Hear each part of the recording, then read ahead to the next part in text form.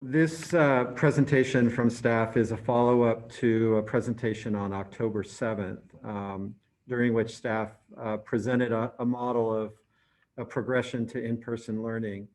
And based on feedback from the board, we have come up with some revisions to accelerate the plan a little bit. Ultimately, when we talk about the recommendation, it is with the full hybrid starting in the second semester, which we know some members of the public do not support, or some of our parent community and students do not support. However, this presentation will be partly based on data taken from a survey. So if you can go to the next slide, Aida. So as we typically do, we'll root the presentation in the current COVID-19 data in our community. And I know the board is following it and many members of the public are following it, but we'll go through that pretty quickly and talk a little bit about the different levels in terms of the county, the state blueprint for a safer economy and what it means for schools, as well as the Department of Public Health guidelines for opening up schools. And then we'll move into a summary of the data we gathered from the Return to In-Person Learning survey that was administered to both parents and to all certificated, classified, and administrative staff.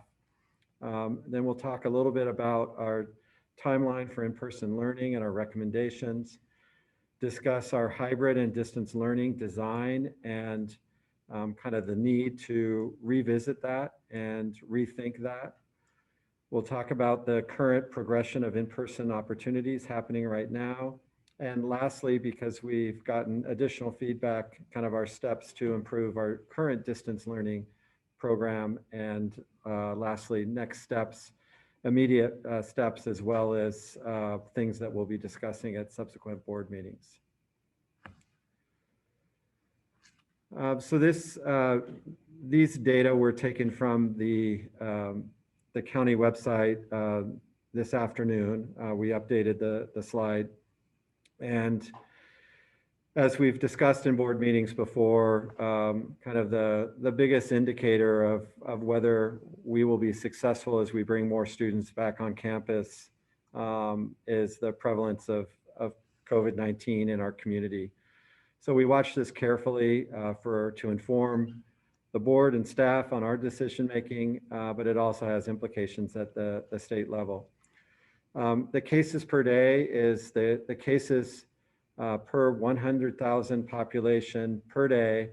It's a lag of 7 days. So the data posted today is a lag. It's actually a little more than 7 days. It's 10/6 to 10/12. And so that's important to note, and I'll talk about that a little bit later.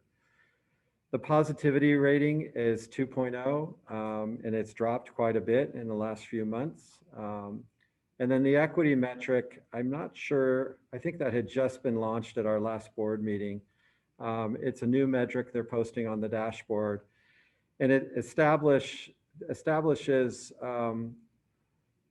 it looks at whether there are some tracks within the county that are really lagging behind. And it prompts the public health department to really do some interventions, do more testing to provide some public health services in some different communities.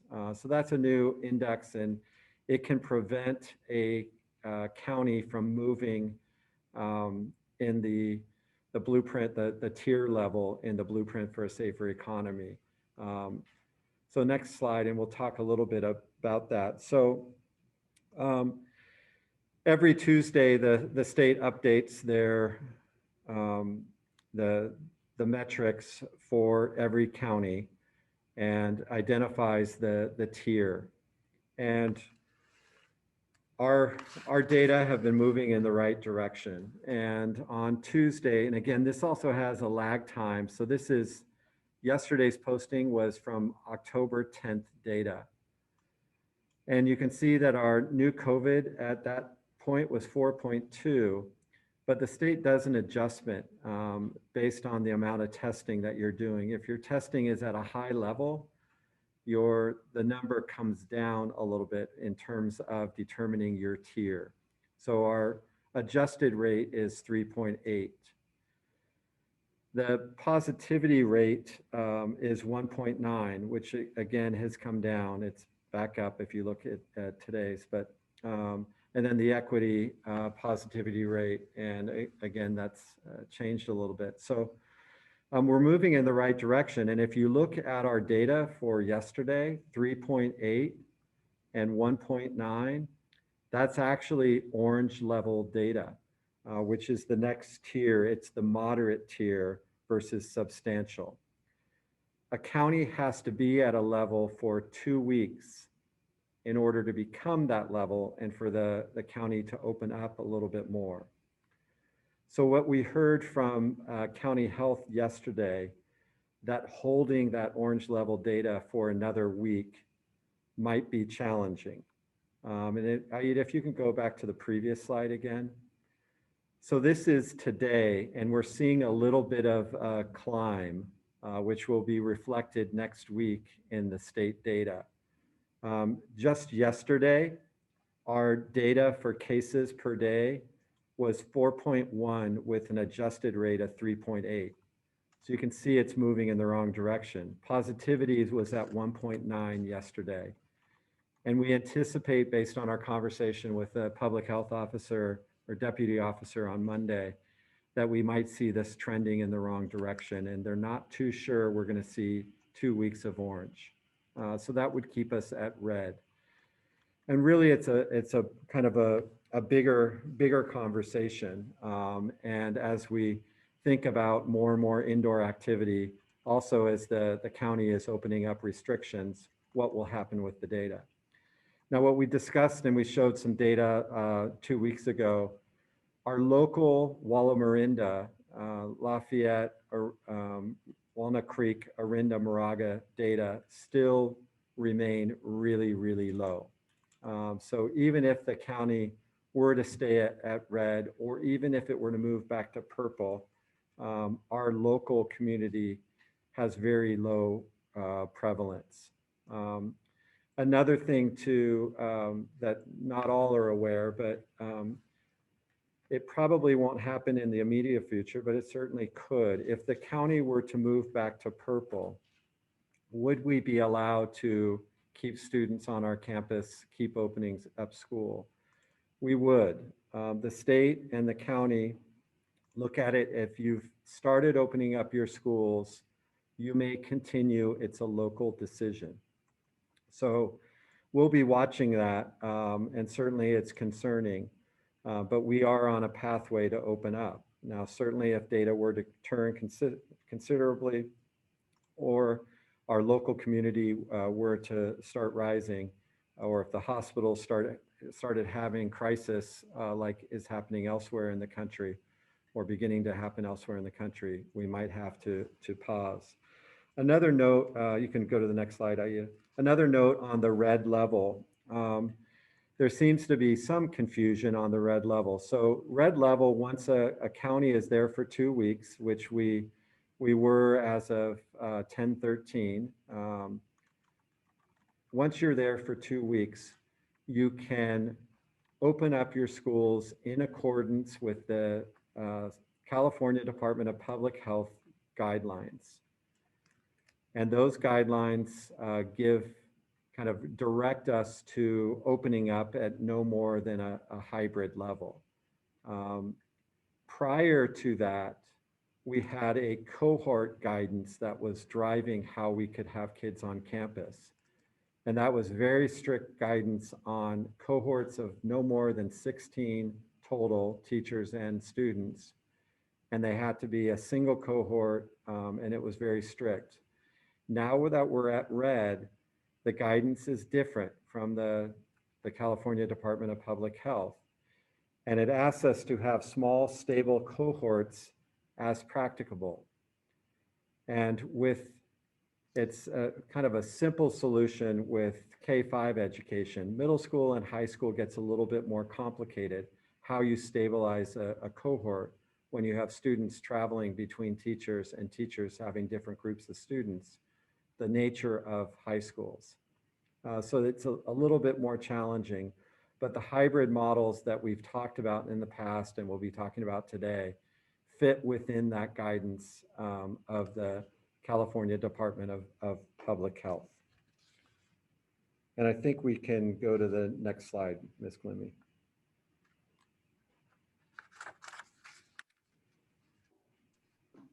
Okay, so I'll take over here. So at the last governing board meeting, as Dr. Nickerson mentioned, we presented a phase-in plan of our road to in-person instruction. And part of that preparation to coming back and returning on campus was to survey our parent and staff community and determine their commitments and their intent to return. So what we did was we launched a survey on October 14th to all of the parents and guardians to give us their preference for each child. So parents gave us a survey for each individual child regarding their intent to return to in-person instruction or to remain in the distance learning model for the remainder of the year. We also surveyed our staff, all of our staff, entire staff, to determine any potential changes in staffing as we potentially return to in-person instruction. So I will spend actually most of the presentation going over those survey results and the implications that they have as we on our models that we had drafted and designed during the summer, timelines, and kind of the model that we presented at the last board meeting. So, okay, just to give you an overview, all of our parents were asked to complete the survey. We repeatedly reminded them and asked them to do so. We did have an 82% response rate, which we do think is significantly, statistically significant. We wish we had gotten all 100%, but we did not. But we got 82% rate, and you can see that breakdown by the school, pretty evenly broken down with the exception of our Del Valle transition program and our independent study program, which were around 50%. We also broke it down by the grade level to see how those responses, and those were pretty much at 25% of all of the responders were broken down by the grade level. So the first section of the survey really focused on the intent to return to in-person instruction. So we asked our parents this question, and we're asking them to select the preferred placement for their child when the AUHSD schools reopen in the hybrid model. And I want to clarify why we asked the question as in the hybrid as the instructional model.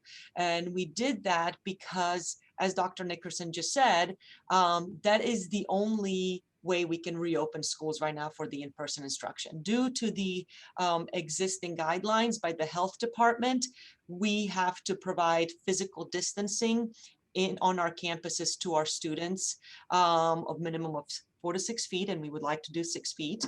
And we can't do that with all of our students on campus. So to be able to oblige with those requirements that by the health department, we would only be able to bring in sections of our students. So we have to divide them up into cohorts, which is also known as the hybrid model.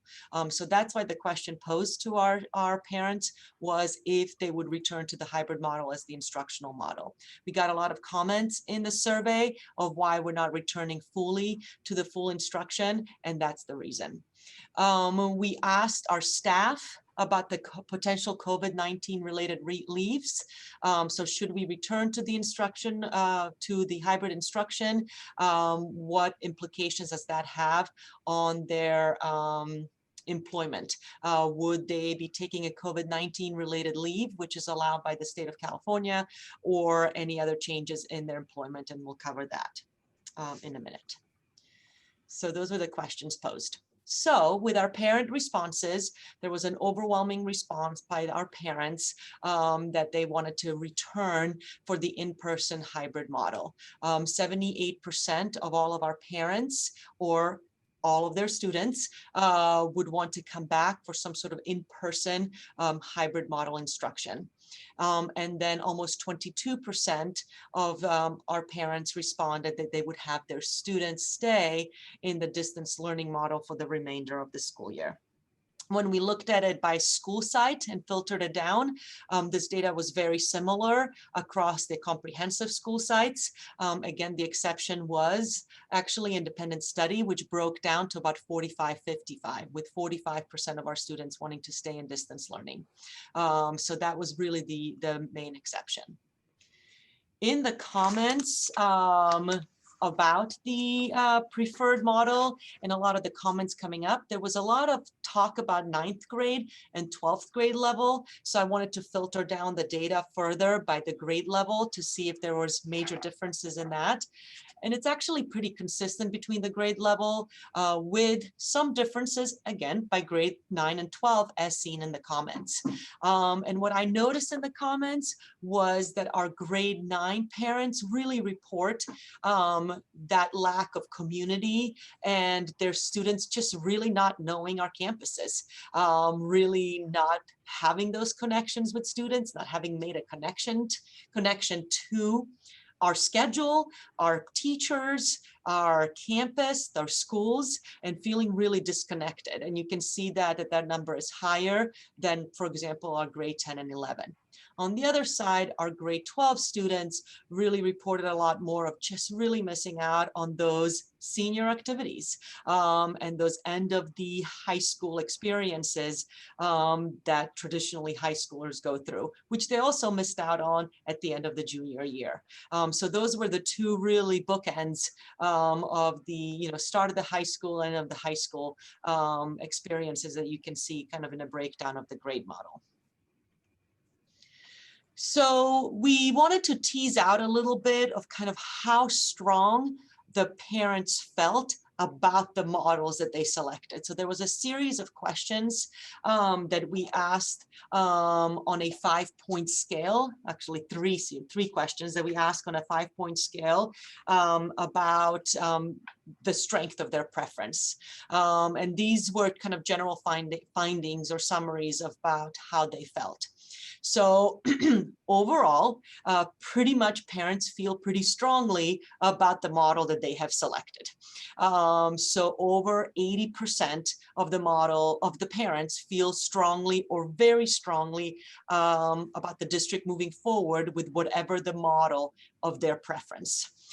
So if I was a parent that selected in-person instruction, I really want that in-person instruction model. And that's really the group of 80%, and both either in distance learning or in person. And then when we asked them, though, a different question, kind of along the same lines, but a slightly differently phrased question.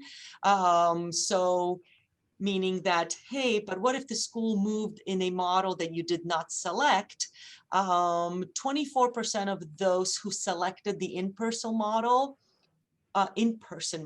would feel neutral about if the school actually stayed in the distance learning model for a longer period, which kind of told us just a little more about how those parents felt. While those that selected to remain in distance learning, 6% of those parents felt neutral about it. And we really noticed that in the comments, there's a lot of safety concerns going on there. There are parents that are in both instructional models concerned about implementation of safety, either sending their students back on campus and being concerned with safety, or not sending them back on campus and because of the safety concerns. And then the other issue being concerns with the schedule. There is some dislike of the hybrid model schedule or concerns that are brought up with it, with the model or draft hybrid schedule, and that really showed up in the comments about that.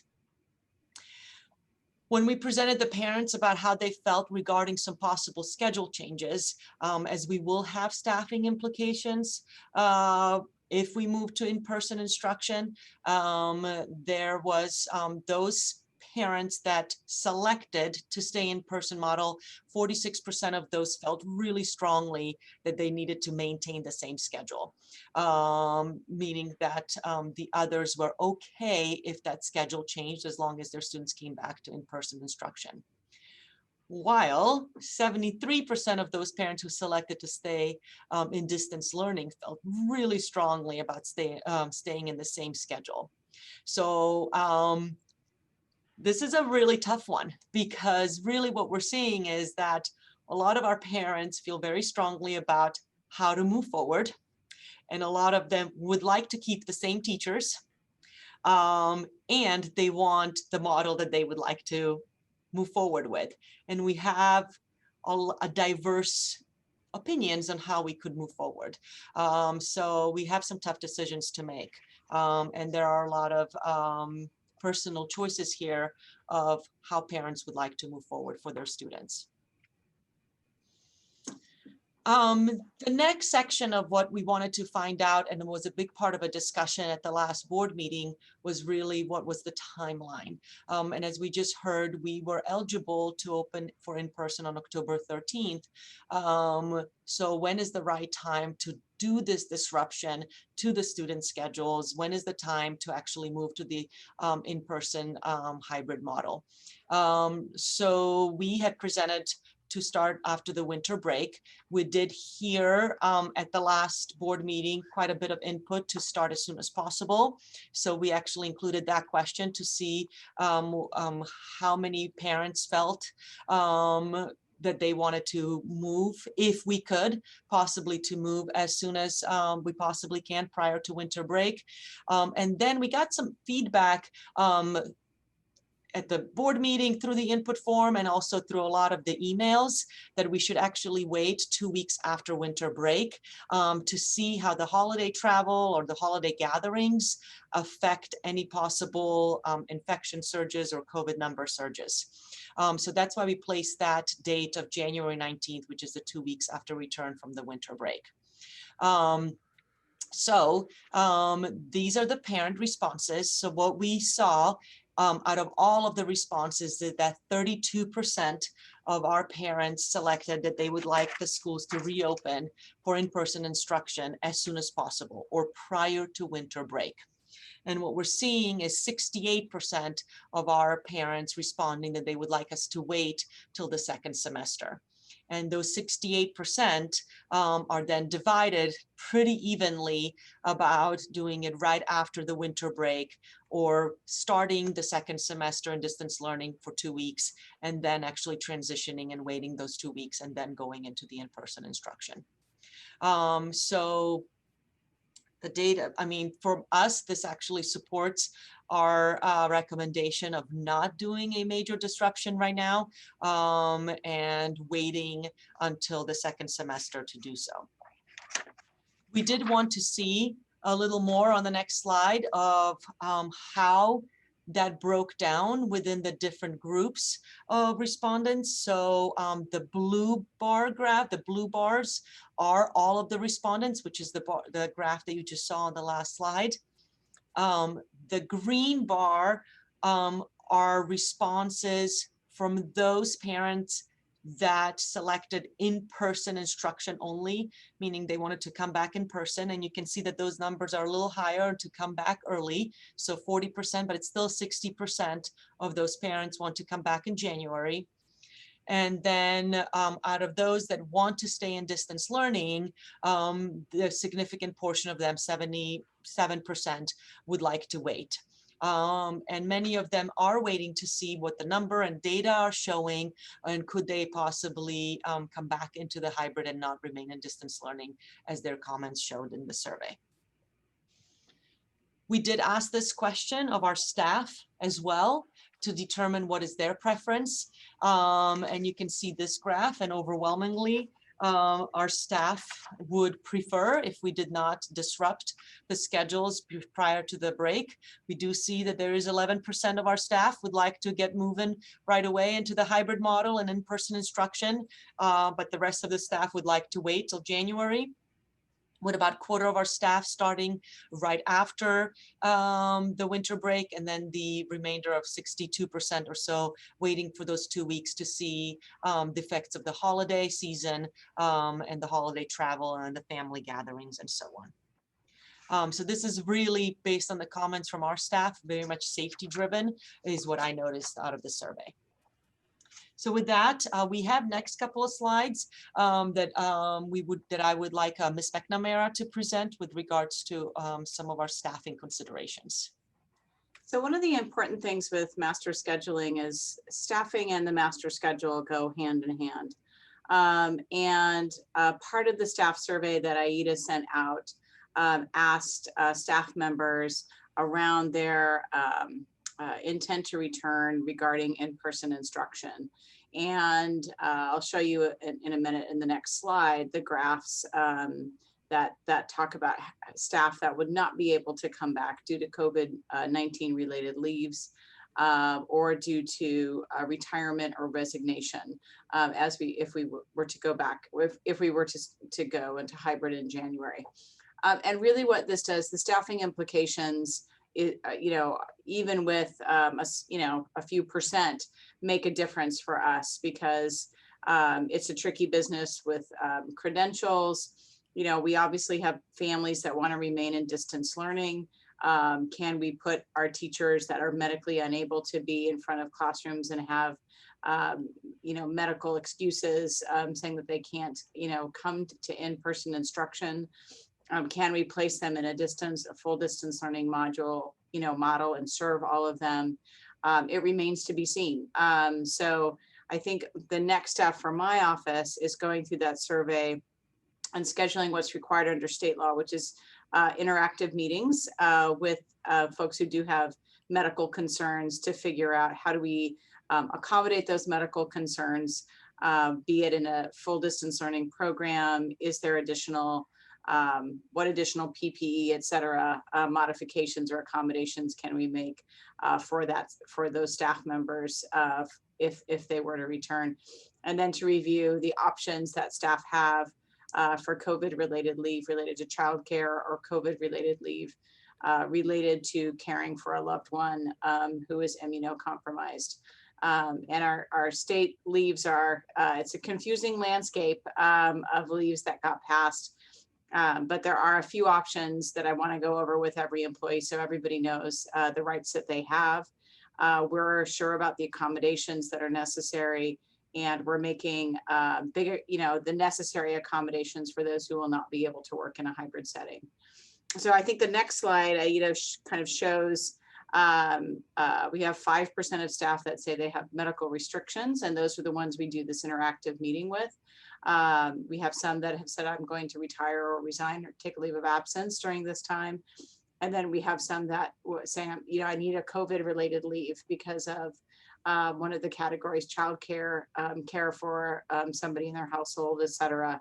And again, going over those leave options and making sure that staff know that their rights afforded to them under the various pieces of legislation that address this, and that they have calendars, et cetera, to help make them, and that we are, if need be, hiring replacement teachers or moving folks into a full distance learning model to accommodate their needs. So there's a lot to do in the next month as we sort of figure out what's going to happen. The implications for both distance learning and hybrid is that the master schedules will change undoubtedly as we move staff and make accommodations for those who are not going to be able to return to in-person instruction. Okay. Thank you.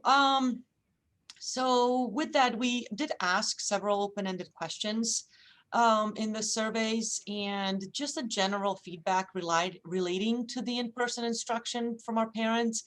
And I have to say that there were over 1,500 comments, which we read through, but these were just some general themes to summarize, because there was a lot of different comments, and I'm really appreciative of that, was that there from the parents with regards to the return to the in-person instruction, there's a strong desire for peer interaction for the students in a structured setting. Yes, there are students that are interacting and having some social interaction outside of the school, but that isolation for long amount of hours and independent time is really taxing on our students, and then there's a need for that structured interactive time during school setting.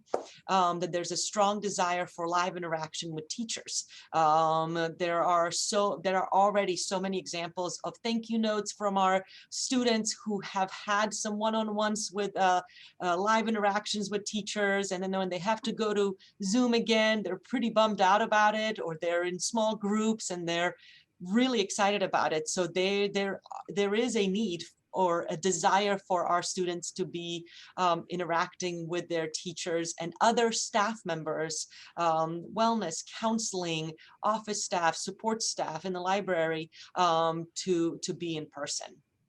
There are a lot of concerns as well. There are many concerns expressed regarding our overall schedule. There's with regards to the hybrid schedule. The main concern being that significant amount of time in our proposed schedule is spent in asynchronous or independent instruction. And I'll go over the hybrid schedule just a little bit, so I'll highlight where that is. And then there is a concern that there's not enough time with that live time with the teachers during the week. So that was the main concern expressed with regards to our hybrid model.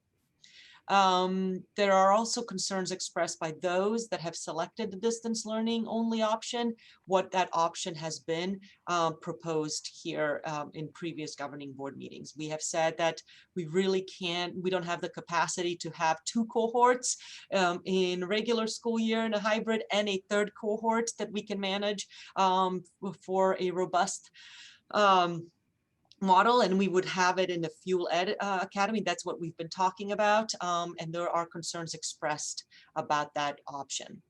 And then a lot of concerns about safety, about who would be monitoring students, especially during the unstructured times, breaks, passing periods, kind of who's overseeing the implementation of the safety measures on our campuses. So very similar things that are expressed by our staff members earlier on by Ms. Tewksbury. We heard also feedback from our staff in our survey about the hybrid model. There are some positive things.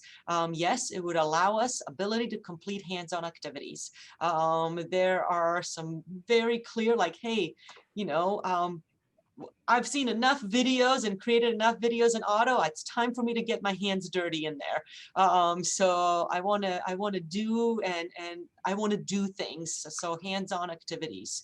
And then the hybrid would provide the ability to engage with students in person, talk to them, do things, get to know them better, develop some communities that way. But our staff expressed some very significant concerns with safety. They are really nervous and anxious about being exposed to so many students in a classroom, going from no exposure to some limited exposure to that many students in spaces of a classroom. And they are really concerned about the implementation of those safety protocols on campuses and outside of those campuses. They are nervous about student behaviors, they're teenagers, regarding following those safety procedures. Ms. Tewksbury mentioned a couple of those in her opening statement, but we have students Zooming in cars with other groups of students. And unfortunately, those are some things that are really concerning to our staff because it is their health as well that they're putting on a line. There are also very real curricular and instructional concerns that are brought forward by our staff. We haven't taught in hybrid model before. Many schools have not most have never done that. So it is a new landscape. So there is a concern with the ability to manage different cohorts of students. How do you provide really rich instruction to a group of students in person where there is a group that's doing things asynchronously? And when do you have the time to plan for both? To provide high quality instruction for both. And then at the start of the school year, we provided was 2 weeks of training for distance learning. And when do you do that? When do you provide that training and support for our staff when we are now rolling out a new model instruction? So those were the concerns brought up by our staff. Again, going back to our October 7th governing board meeting, we presented a phased-in approach to return to in-person instruction. And we believe that based on the community and staff survey, we would like to continue to recommend that phased-in approach to the in-person instruction with our hybrid model starting during the second semester in January of 2021. This is the graph that or table that we used at that October meeting where we showed different phases of our approach. We would like to accelerate it, and we are actually accelerating some of it, where these phases outside of phase 1, which has already begun and it's moving forward, where phase 2 and 3 are really not, we're not waiting for phase 2 to be open for us to start with phase 3. They're all moving kind of simultaneously as we're going forward and expanding. So we are rolling with phase 2 and 3 already. Before we start with the in-person instruction. And this was also a timeline or sort of a graphic representation of our model of moving towards the hybrid instruction in the second semester with the sped up timeline of our phase 1, 2, 3 just moving forward simultaneously already. And I'll talk about that just in a little bit. And then also we have we just reached out to our design work groups. We had a staff work group that worked during the summer to design the distance learning schedule and distance learning guidelines and hybrid schedule and hybrid guidelines, because we were not sure. Actually, we thought we were starting our school year in a hybrid model, so we were ready to go with that. So now, having learned quite a bit about what works and doesn't work, we want to go back and regroup with that group and start working on the revisions of that hybrid model. So we reached out to them and are starting to meet with them within the next 2 weeks, having meetings scheduled. Okay, so wanted to just review very briefly what our hybrid model looks like right now. I know this is very small print and it is posted on our website and available to our parents if they wanted to look at it. But just some very rough general aspects of our schedule is that this was that schedule and all of the accompanying guidelines were developed in June by the staff work group. We do have 2 student cohorts, cohort A and cohort B. We did divide them by alphabet, making sure that our siblings are grouped up, and then did a lot of then planned on doing a lot of manual movement because our students don't neatly divide up in alphabetical cohorts. And really general idea is that while one student cohort is in live class, the other cohort is in asynchronous instruction. There were some questions about what does that look like, and we are exploring all sorts of things. Is it true asynchronous, independent? We are looking at other districts and what they're doing. There are some districts in Southern California that are ahead in the tiers with regards to when they can reopen. So they are open in hybrid already, and we've been calling them, talking to administrators, teachers, at site and district level. And then we're also calling some of the districts in Northern California that have reopened to see how things are going, to see what works and doesn't work. Monday would be asynchronous. And then students follow the block schedule, which because it's a block schedule, longer periods, they see each period one time. So they're twice on campus. If we would have done a traditional 7-period schedule, they could have seen their teachers twice a week for each period. our work group at the time felt that it was safer to see fewer exposures in a day and still get the same instructional minutes with longer period than shorter periods and 7 periods in a day. But those are the things that we can revisit and look at. And then the academy is embedded in the schedule. So we are going to, as I mentioned, look at the hybrid schedule review. We will review it and we will revise it. And that work group is made up of staff members that represent all the departments, and we'll be doing that revision of the schedule. When we designed the schedule in June, there were some different California legal requirements than now, so we need to align our schedule to the new legal requirements. That's why I say there will be a revision. Then we have a lot of staff, parent, and student input since then. So we want to take that into consideration.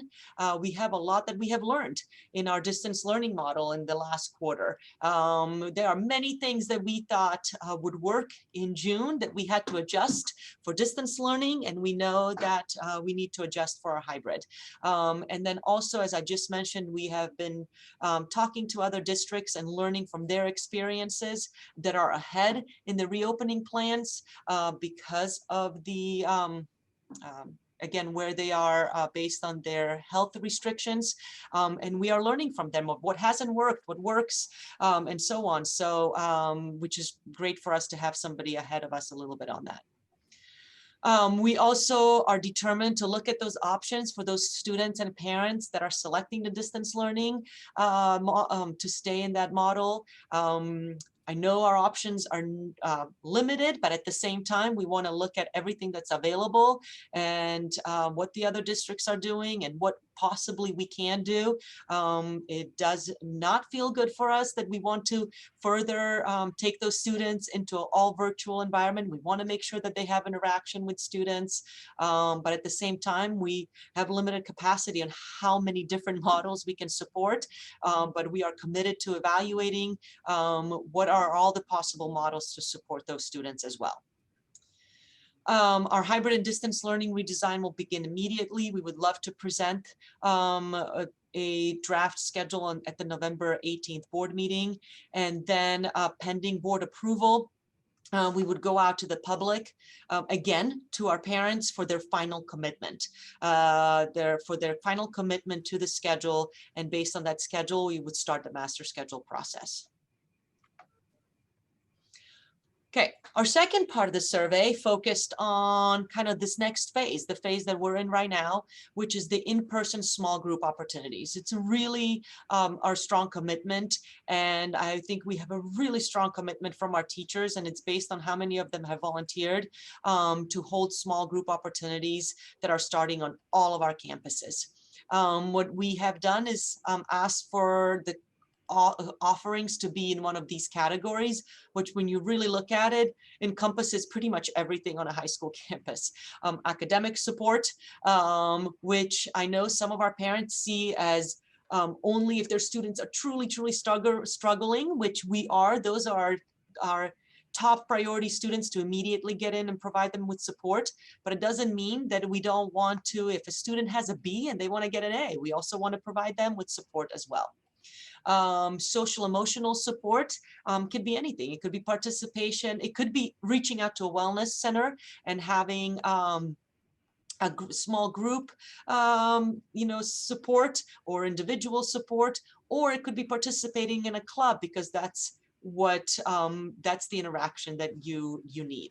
Co-curricular groups are really anything related to that class. Extracurriculars are clubs and all sorts of other interactions with our sport camps and such. And then social peer events, a lot of our class groups and leadership events and so on that are being put on. We are starting to sort small and then expanding just to see how it works. Staff is starting with students being asked to attend. So they're being tagged like they used to be tagged in our academy, and they're tagged still in our academies. So they're being tagged to come in, asked to come in, and then they're going to be followed up by kind of a more general open schedule for students sign up. But we need to see how that process works. How is the traffic flow on campus? What are the safety guidelines? We want to make sure all of that is followed. I wanted to give you some examples of what is actually happening right now. And these are examples of things that are currently on the schedule that are being offered. They actually have a teacher assigned to it and a time to it and some dates. They're not offered at all of the school sites, but I just took some examples on a spreadsheet that I have where the principals have been putting in things that are already scheduled up. We have English support, and that ranges from like very targeted English 9 to general writing support, things like that. We have students that are just struggling with organization, especially like in Canvas or just general organization and following distance learning. So we are tagging students that are not doing well or getting multiple D's and F's or just struggling with academically to provide them with support. We have world language support, specifically in Spanish, being offered, lots of math tutoring at every campus. We have some social studies support, a lot of study skill support provided out there, especially for our special education students that really struggle with independent work, and then very targeted English learner support. Social emotional wellness centers are open, wellness services are open, providing individual support and small group support. Our music is back in our co-curricular groups. We have students singing and playing instruments outside and in small groups, very widely spread out on, I think, on fields. We have drama and stagecraft coming back, some improv, journalism, as you already heard from one of our student reps. Mirador is coming back. We have some other journalism classes coming back and meeting. Auto shop for students that are actually in auto shop classes. And then you see an extracurricular auto club in the evening open for any students who wants to participate and get their hands dirty and greasy in auto. We have fitness and extracurricular for those students who just need to get moving after classes, long days of Zoom. We have garden, and actually I will correct myself, it's a garden and poultry club opened. We have mock trial clubs open up, and then we are starting up with a lot of social peer events. There's a senior lunch on a field with a lot of hula hoop circles drawn out. We have a junior lunch. There's a Halloween hallway walk scheduled, and so on. So those are various things that are happening at different sites. Some of the schools have already started. Heard from a principal at Las Lomas today about a successful start this morning, that they had already had some start, and the group met today.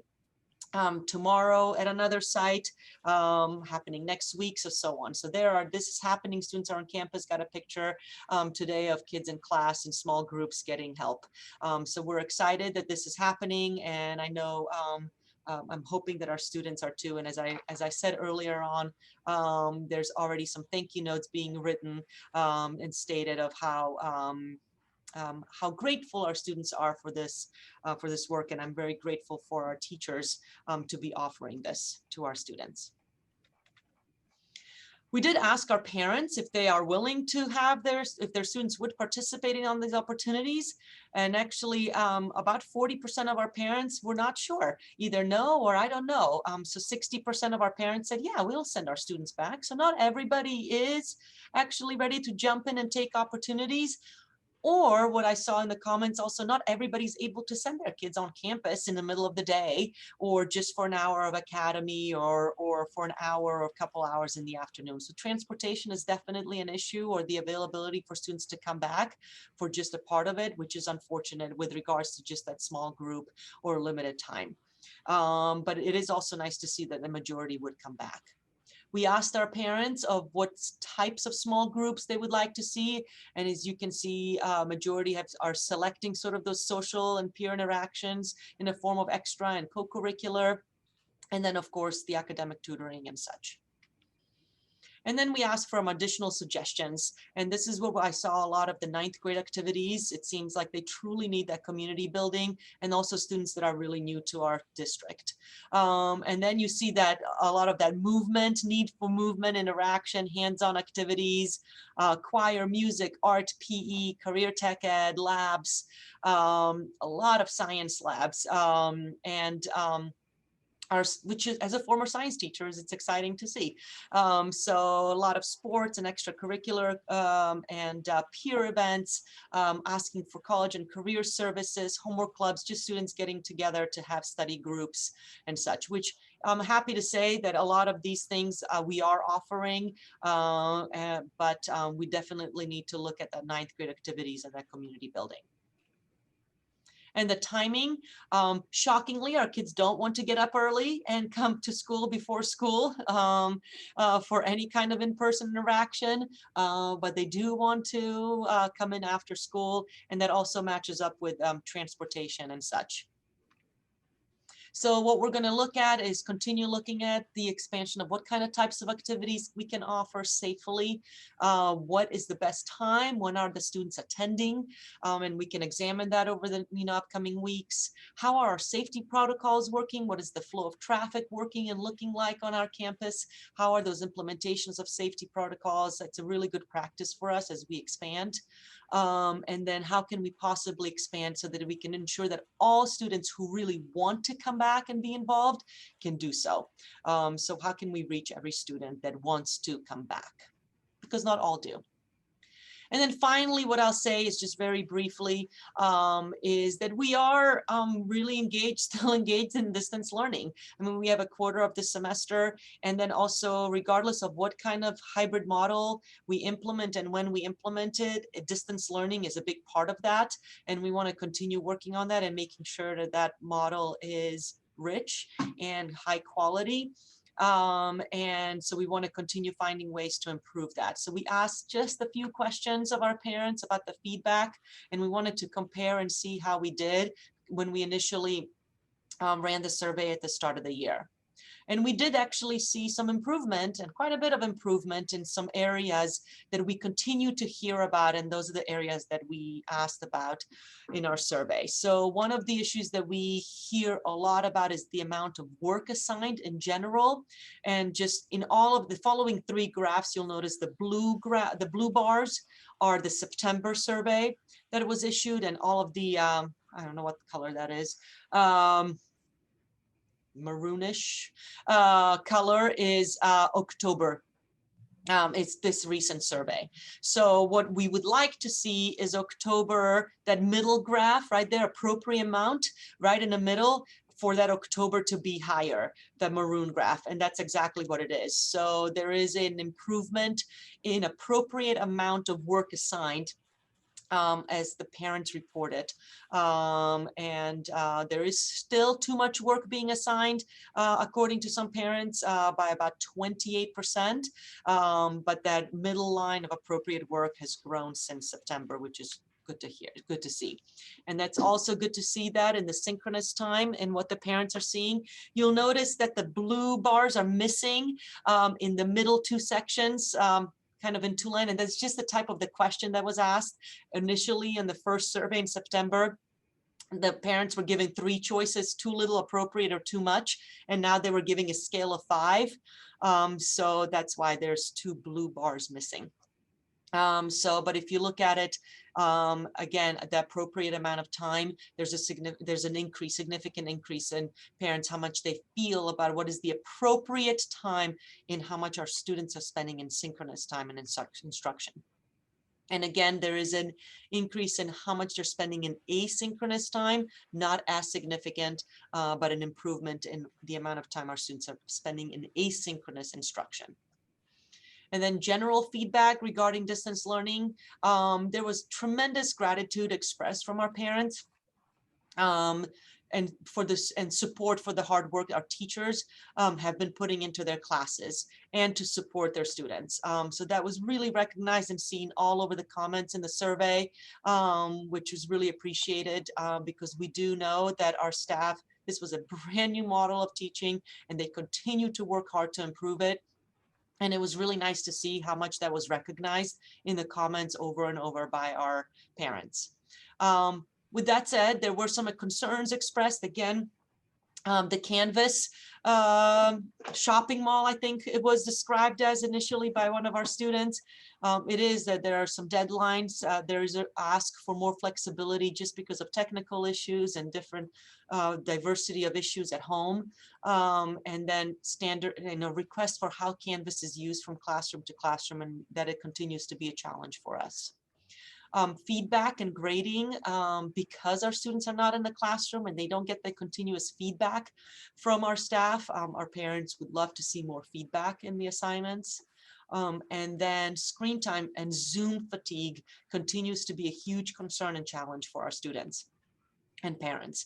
And then the last thing on there is the academy. Academy was a big part of why is it optional? Can we make it mandatory like it used to be? And I'll just say is if we made mandatory virtual academy, we would not be able to provide small group or individual support, because we can't provide support to students in 20 to 30 kids in the same group. And that's why we made it optional, so that we can limit to how many kids we can have in the academy. Now, with that said, could we look at different ways of how we can make it less optional? Yes, we need to explore that. And I'll have to say that hearing from many teachers, they would love to make it less optional as well for our students, because they want to see them in there. And then I'll finally say our next steps, which I've already mentioned throughout the presentation, is overall our next steps is to continue working with our work group, staff work group. Our next step is to review and revise that hybrid schedule and our distance learning option structure. We will gather input throughout that process from our parent leadership group, and then we'll schedule a distance learning model. We presented at the governing board meeting at the November 18th meeting, and then should pending board approvals, we'll ask for final parent-student commitments after that meeting, which will launch the master scheduling process, staffing, student schedules, and so on. Okay, Dr. Nickerson.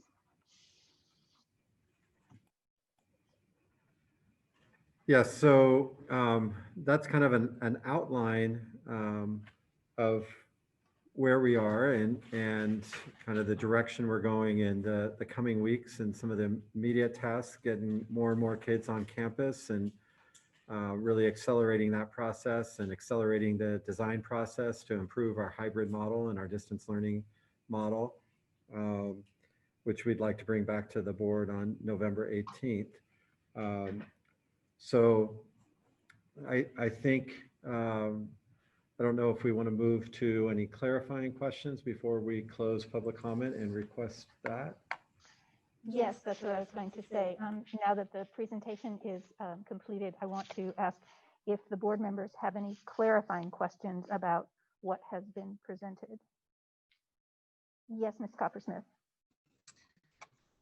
So I have two areas that I saw coming up again and again and again in the comments. There were more, but the two primary ones that I think it might be helpful, even though this has been mentioned in all the presentations and on many of the pieces of communications that have gone out. I think it's important for these two to be clarified for the public watching tonight. Number one is the hybrid model is the one that we are legally allowed to go into, or a part-time, whatever you want to call it, given the where we are in our color range for the county. Yes. We would not be the allowed to go back full time. Am I correct on that? Ms. Kinjerski, just know for us that are, there is a delay, so I'll signal. Yeah.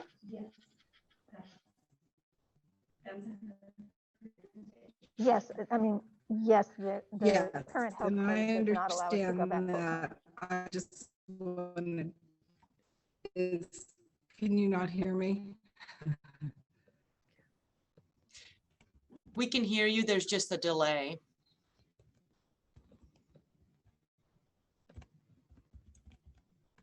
Now there's nothing. Okay, I understand that. I just wanted to make sure that that was reiterated. And the other one is correlation between the sports that NCS and CIS have set up and going back to school. Because there seems to be a lot of confusion in the community that if we go back to school, immediately interscholastic, yes. Oh, I don't know what to do. So it sounds like there's a question about the CIF sports and the NCS with regards to the return of the school. Is that correct? I think Kathy was asking for clarification on the point regarding two things. About the hybrid model being what's allowed right now, and then the connection between sports and our learning. Yeah. You're hearing delayed from minutes ago, so just hold on the sound related thing until it clears. Yeah, it sounds like Kathy or Ms. Coppersmith's mic is, yeah, a little bit broken. I was going to say you have to wait for that to clear. We're switching her system, but let that sort of play through and then we'll be clear.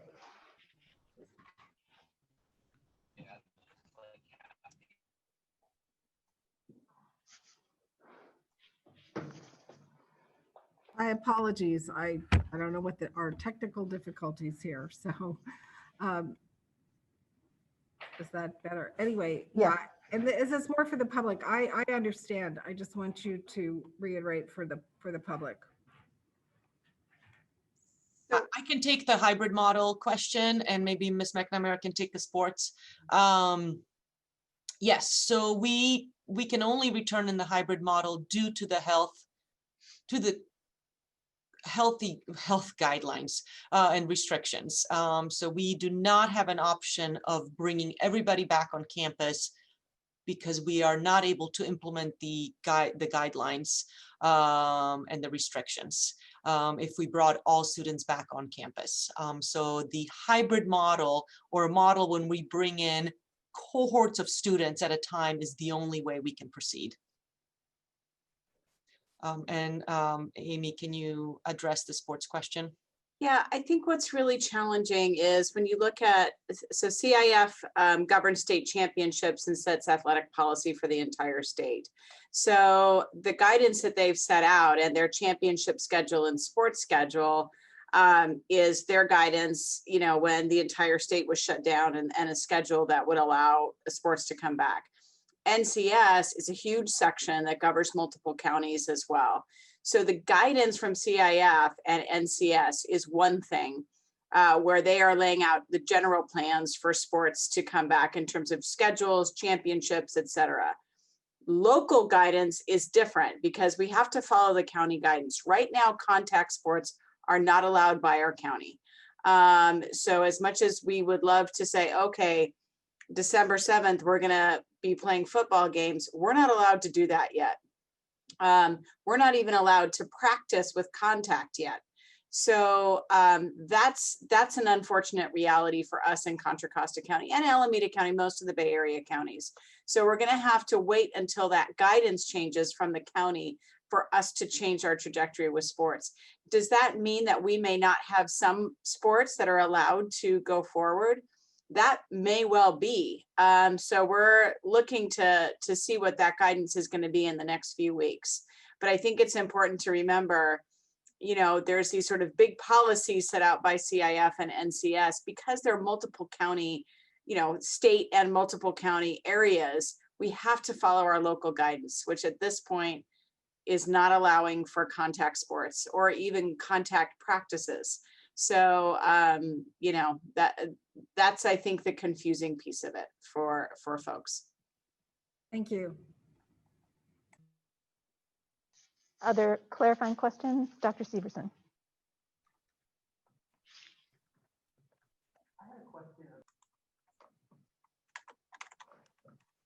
sent here.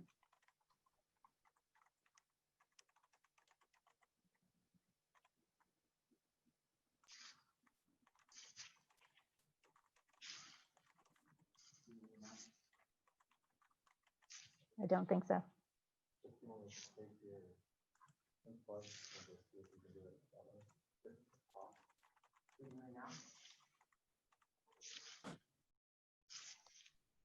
We're trying to get his volume up.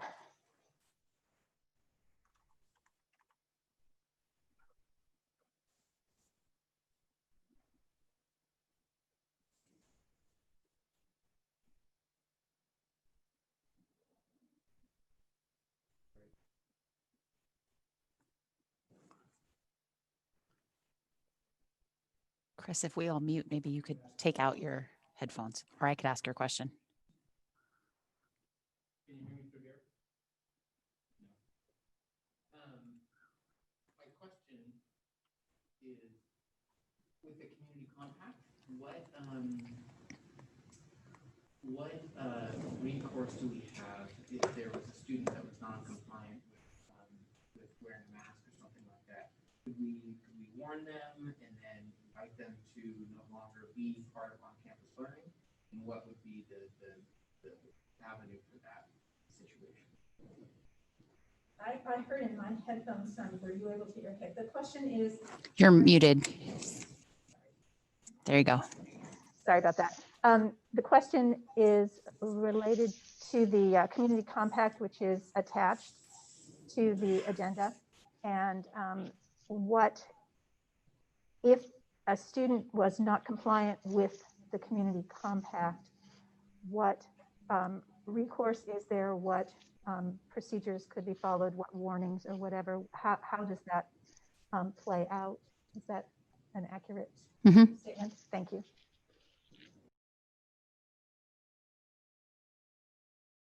The answer, I couldn't remember. I think Dr. Nickerson was answering the question.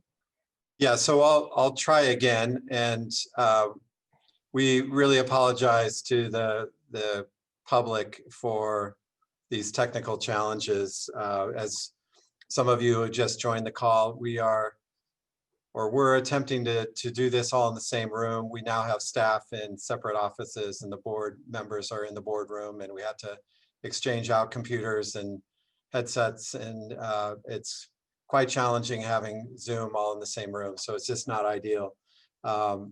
That said, I think we are in good order now. We got rid of the 2 bum Chromebooks, and so hopefully it will go without hitch for the rest of the way. The question was about if students are not compliant wearing a mask. And we do have the authority to exclude or remove students. So we would go through a progressive disciplinary process should a student not be wearing a mask. And if it were to continue, ultimately, we would exclude them from in-person instruction and put them into a distance learning environment. So there are some medical conditions that might prompt a student not to be able to wear a mask, and we would guide them into distance learning in that case. And that would, according to the medical experts we've consulted with, that would not be asthma, which we've heard from some, more likely to be a serious anxiety challenge to cause the mask to be problematic. So. Thank you. Are there any other clarifying questions? Okay, with that, we will close the,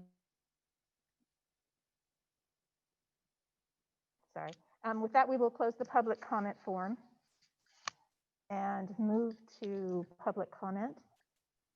There are over 10, approximately 10 or a little more comments. So I would suggest from time to have comments at 2 minutes per comment, if that meets, thank you.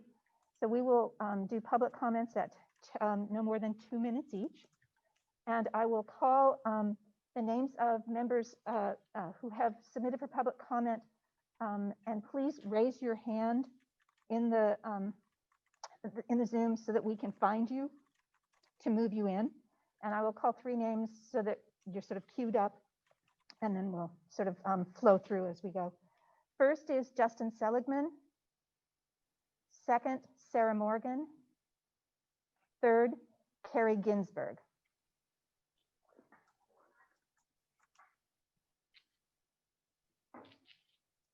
And Ms. Glimmy, you might need to give the ability to raise hands.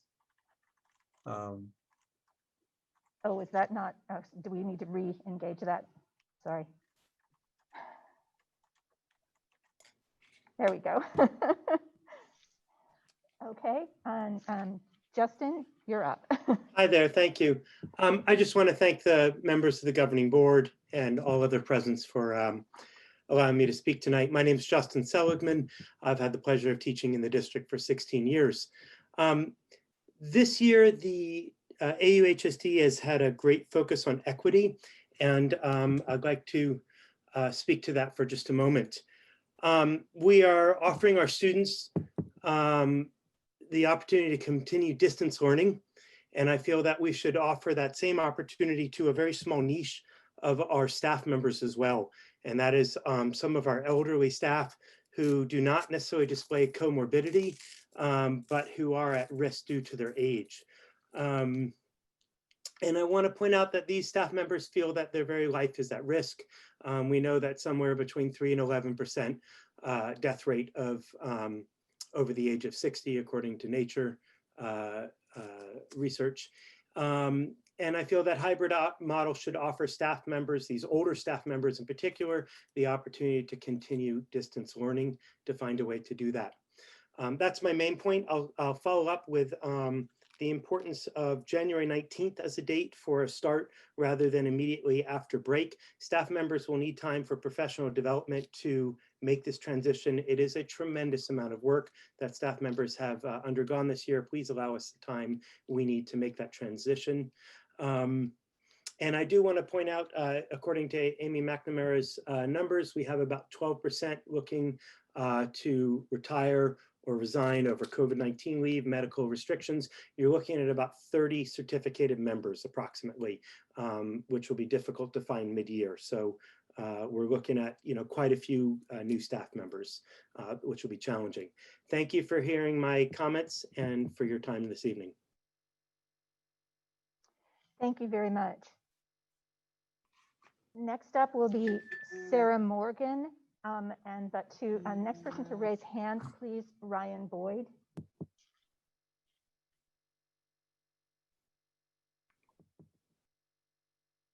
Hi, Sarah, if you can unmute yourself.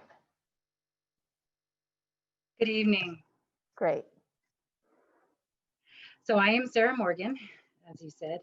I am the teacher librarian at Campo Lindo High School. And I was also one of the proctors at the famous Saturday PSAT.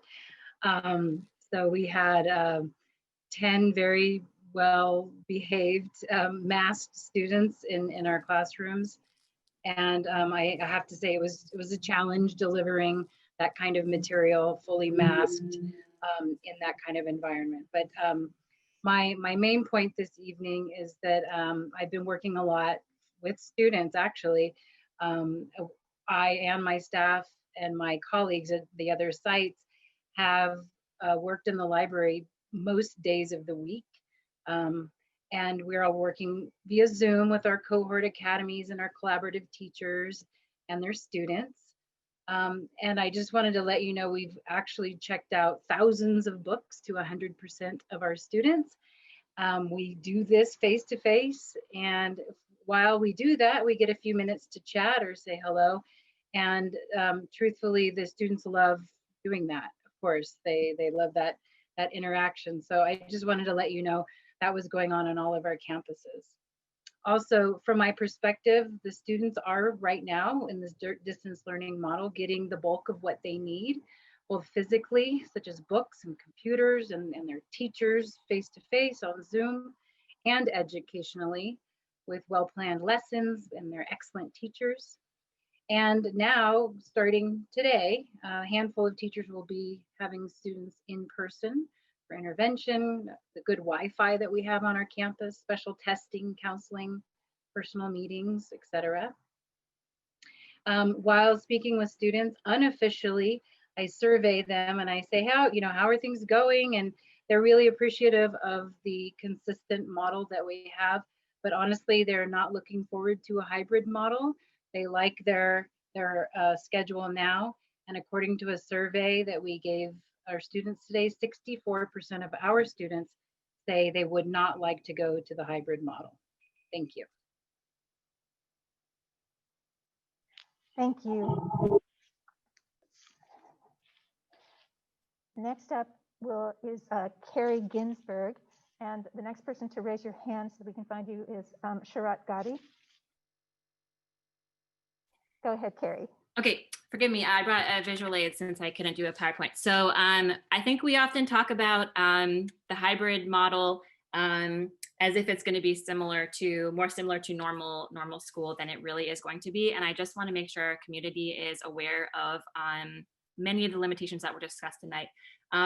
Distance learning, I think, is preferable to the hybrid model in almost every way. This is not an option, and I think distance learning is better, not just for the reasons that Sarah Morgan said, but for many more. Some of our main, I have to skip this time. So logistics, safety, there's a lot of concerns. We cannot do small cohort groups when students have 6 or 7 teachers. I think that's all pretty obvious. And it's a logistical nightmare, as Aida and others have suggested. But one of the things I'm really worried about is quality of academics. We're going to lose some of our best teachers. I have talked personally to teachers, some of the teachers I think are our greatest teachers that are going to resign that did not say so on the survey because they were afraid or didn't answer the survey at all. Synchronous learning time is going to go down. If asynchronous learning is bad for students, I don't know why we're asking for more of it. Students will have more time with subs. If they have a substitute in a class, they will go 2 weeks without seeing that teacher. And that will happen often due to safety reasons, staff having to stay home. Also, academic support will go way down. We cannot be both supporting students that are doing their online work and with kids in person, obviously. Student-teacher relationships are also going to be very strained. Right now, believe it or not, I have great relationships with my students. I wish I could tell you all the quotes from them. I feel very connected to them. That will change when I am masked and scared to be anywhere near them and having like Inspector Gadget length like distance between me and them at all times, and frankly afraid of them. Mental health, I think we talk about this as if it's going to be better. I don't think it's going to be better. Marin Catholic just went back to distance learning after opening in hybrid. That kind of chaos and lack of consistency is not good. You know what? I don't have time to say all this, so I'm just going to say this is my email. I wrote a long letter. If you want to read it, email me. It's kginsberg@auhsdschools.org. I'd be happy to share it with you. I have a lot of thoughts. Thank you. Thank you. Next, Ryan Boyd, and next to raise hand so that we can find you is Michael Bonino. No, good.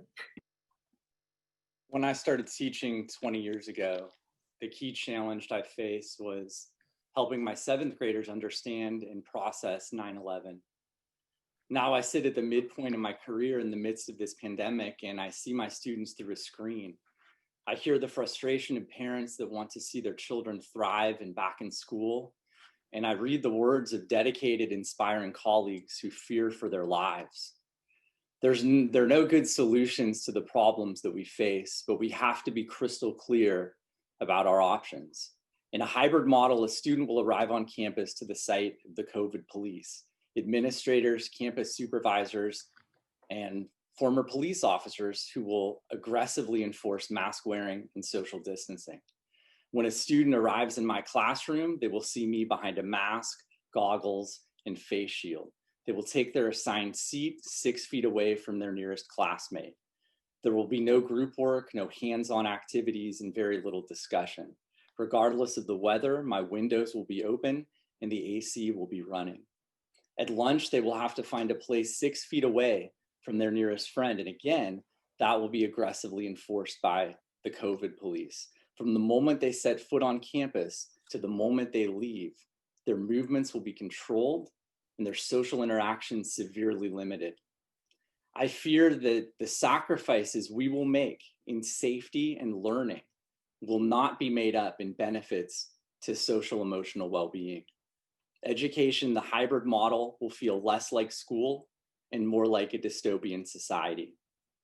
Thank you.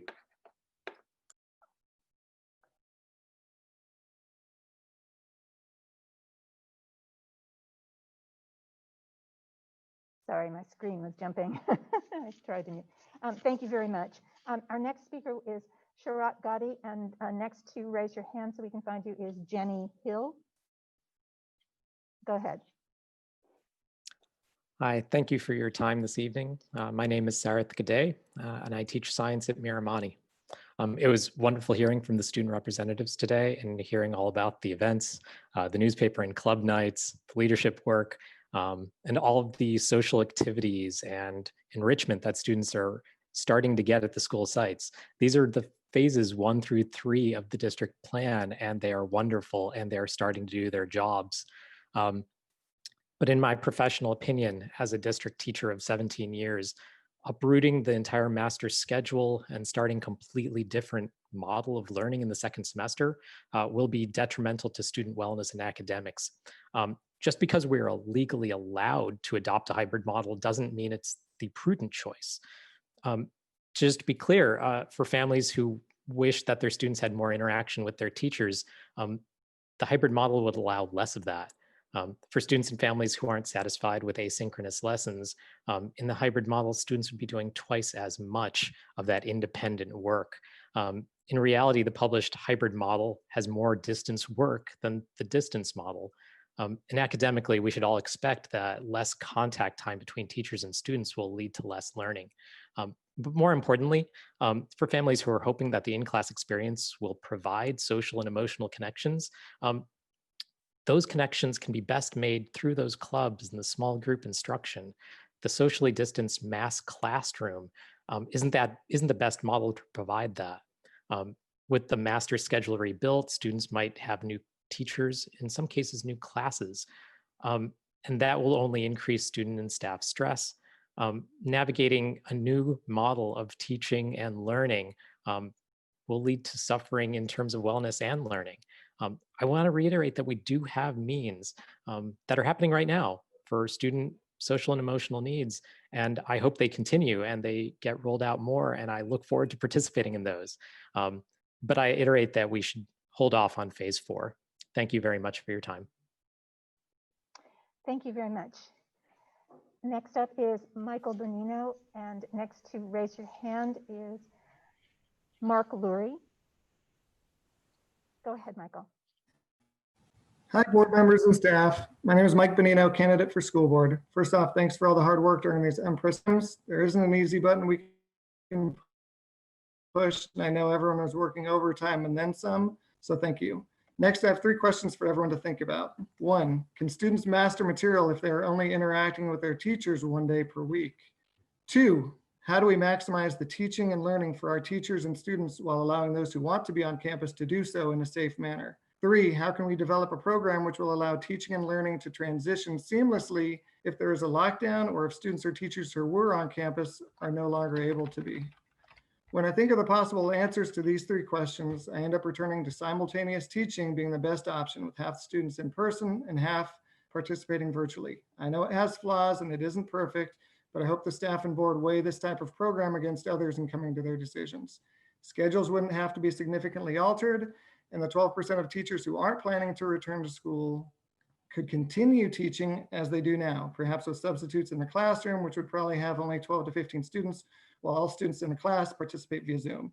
Simultaneous teaching allows us to fully utilize our best resources, being our teachers, and helping ensure that students are mastering their curriculum. Teachers could teach their students in some form up to 3 times a week and not have to worry about asynchronous learning. Programming is simply a means to an end. Again, let's work together to find the best answer to the question, how do we maximize the teaching and learning in our district in a safe manner? Thank you for your time and consideration. Thank you.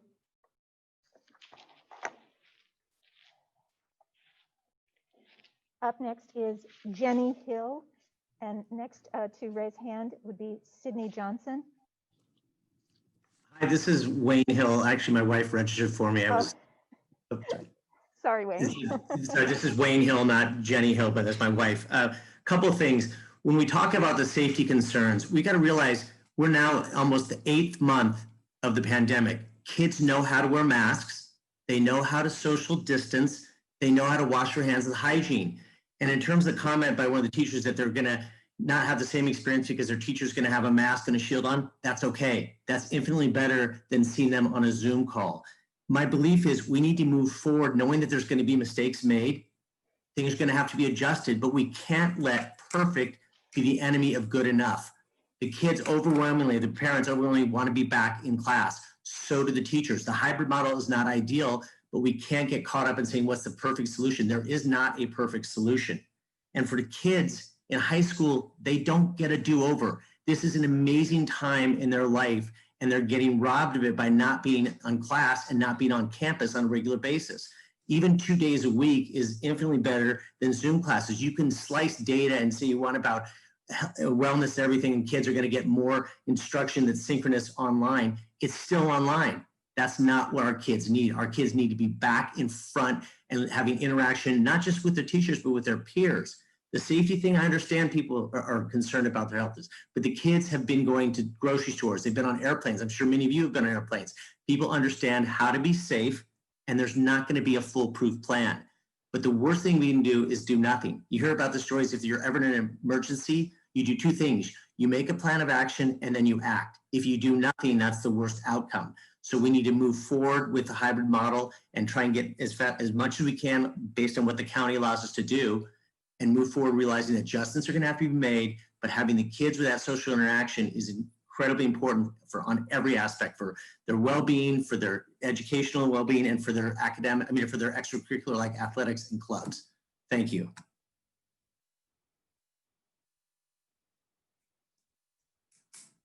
Thank you very much. Next up is Mark Lurie. Thank you.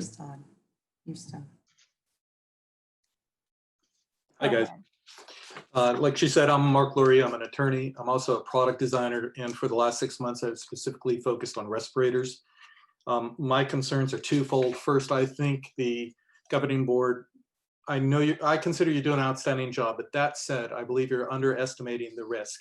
When you dive down at the numbers, the actual rate of infection for children, not everybody, but for children, according to the American Academy of Pediatrics and the Children's Hospital Association, which tracks this every week using state-provided data, it's actually 5 cases per day per 100,000. So what I'm saying is that kids are actually having about twice the rate. That's both true nationally and it's true in California. The number I gave you was California's number, in fact. And you can look that up. I'll be happy to provide the URL. But that means the kids are at particular risk for infection from this. And it would argue against what the last speaker said about them as well, knowing how to protect themselves. And protection is the second concern I have. I think that the board is underestimating the effectiveness of the respiratory protection plan that was just described and what I see on the screen. COVID is emitted in 2 ways. The larger particles are called droplets. That's when you cough or sneeze, but the smaller particles are aerosolized. And they're being created right now while all of us have been talking, or certainly when you eat food or singing. But even talking creates those, and creates them in large volumes. Those are so small that they pass directly through a cloth mask, pass through unhindered a cloth mask. And if you insert an N95 filter in a mask, they still go through because they don't go into the filter. They come around the edges because there's no air seal. The group of you that are in that room, if one of you is sick, the mask that you're wearing, and I designed these professionally, I will tell you right now, not one of them qualifies as PPE to protect you from infection. Now, I would be pretty upset about that if I were you guys, but how are we gonna have the kids go in? What I'm saying is if 10 kids are in a room and they're wearing cloth masks and they're not wearing proper equipment and 1 or 2 kids are sick, that whole room is gonna be sick and every surface in that room is sick. Another example of ineffective PPE that I heard on this meeting was talking about face shields. Face shields are literally worthless. They're designed to protect people from fluid-borne transmission like Ebola. This is an airborne transmission. It's like smoke. Smoke doesn't bounce off a face shield.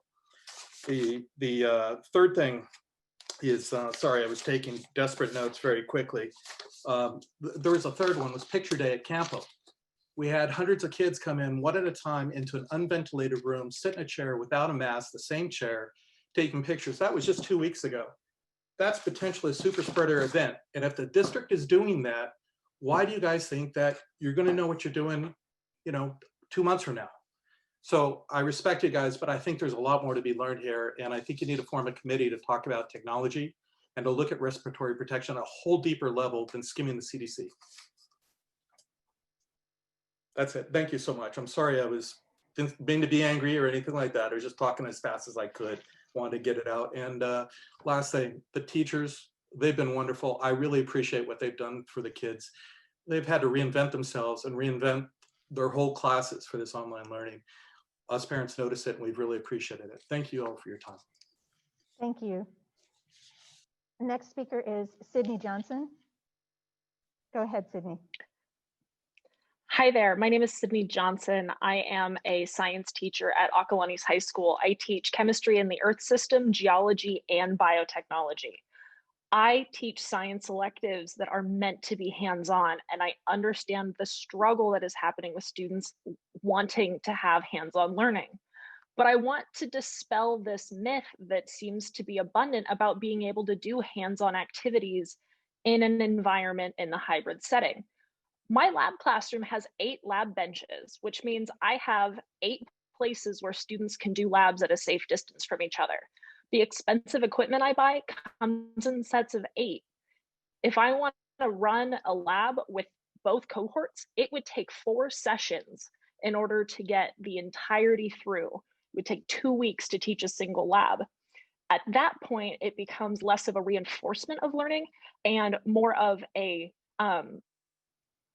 barrier to get past. So the logical solution in order to keep up with our rigor would be to maintain the virtual labs that we are currently doing. And it's the safest option. That is what the issue is with it as a mandate.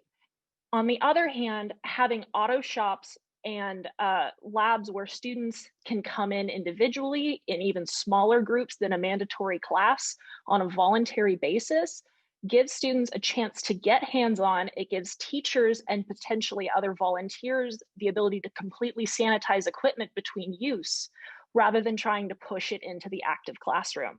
If we were to try to do a synchronous model with kids in the lab and kids at home on camera, I would spend half of my class sanitizing equipment while everybody waited or maybe was able to do it themselves. And that's not a risk that I want. I do not want my materials to be the reason why there's a super spread event. I have not yet figured out if it's possible to sanitize something like limestone, right? Rock sets are not easily wiped down with bleach. So there are still some major issues with trying to do hands-on learning. And I want to dispel this notion that simply being in the same classroom together is going to be a panacea for that missing component. There are a number of students that are failing hands-on classes like mine, where normally these are GPA boosters. That's a problem. It's a problem we need to address, but simply putting students in the classroom is not going to do it. I would like to encourage you to hold off on pushing us into the hybrid model and consider that rigor is going to be much, much higher in our current system. Thank you. Thank you very much.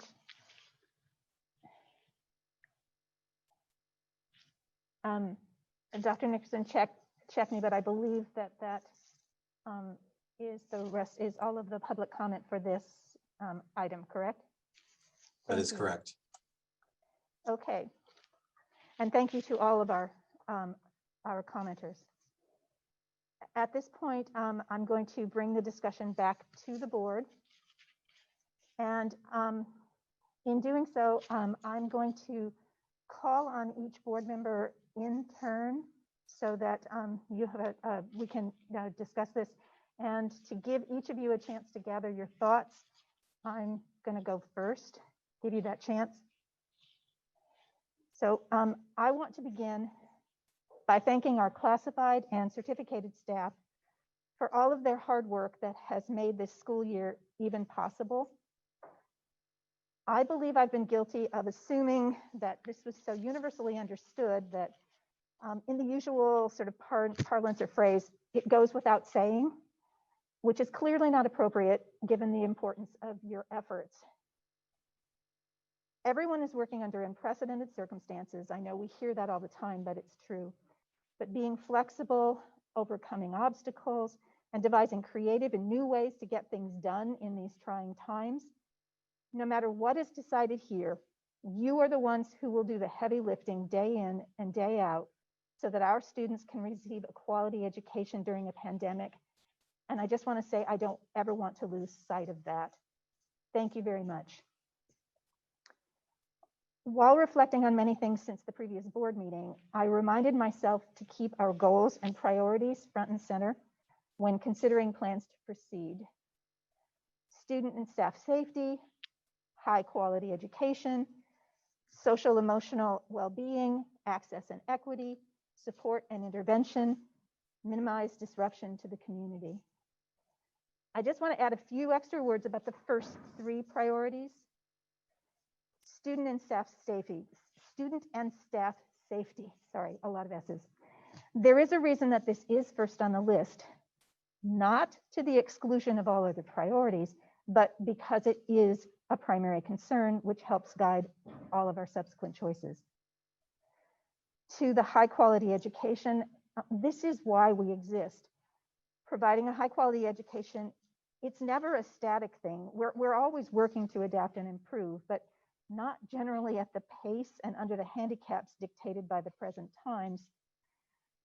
But especially in this world of constant change, I believe we must include time in the process to research, evaluate, reflect, and adapt as needed, recognizing that very few plans will remain unchanged for long as we all learn more and gain hard-earned experience in this new world of living with COVID-19.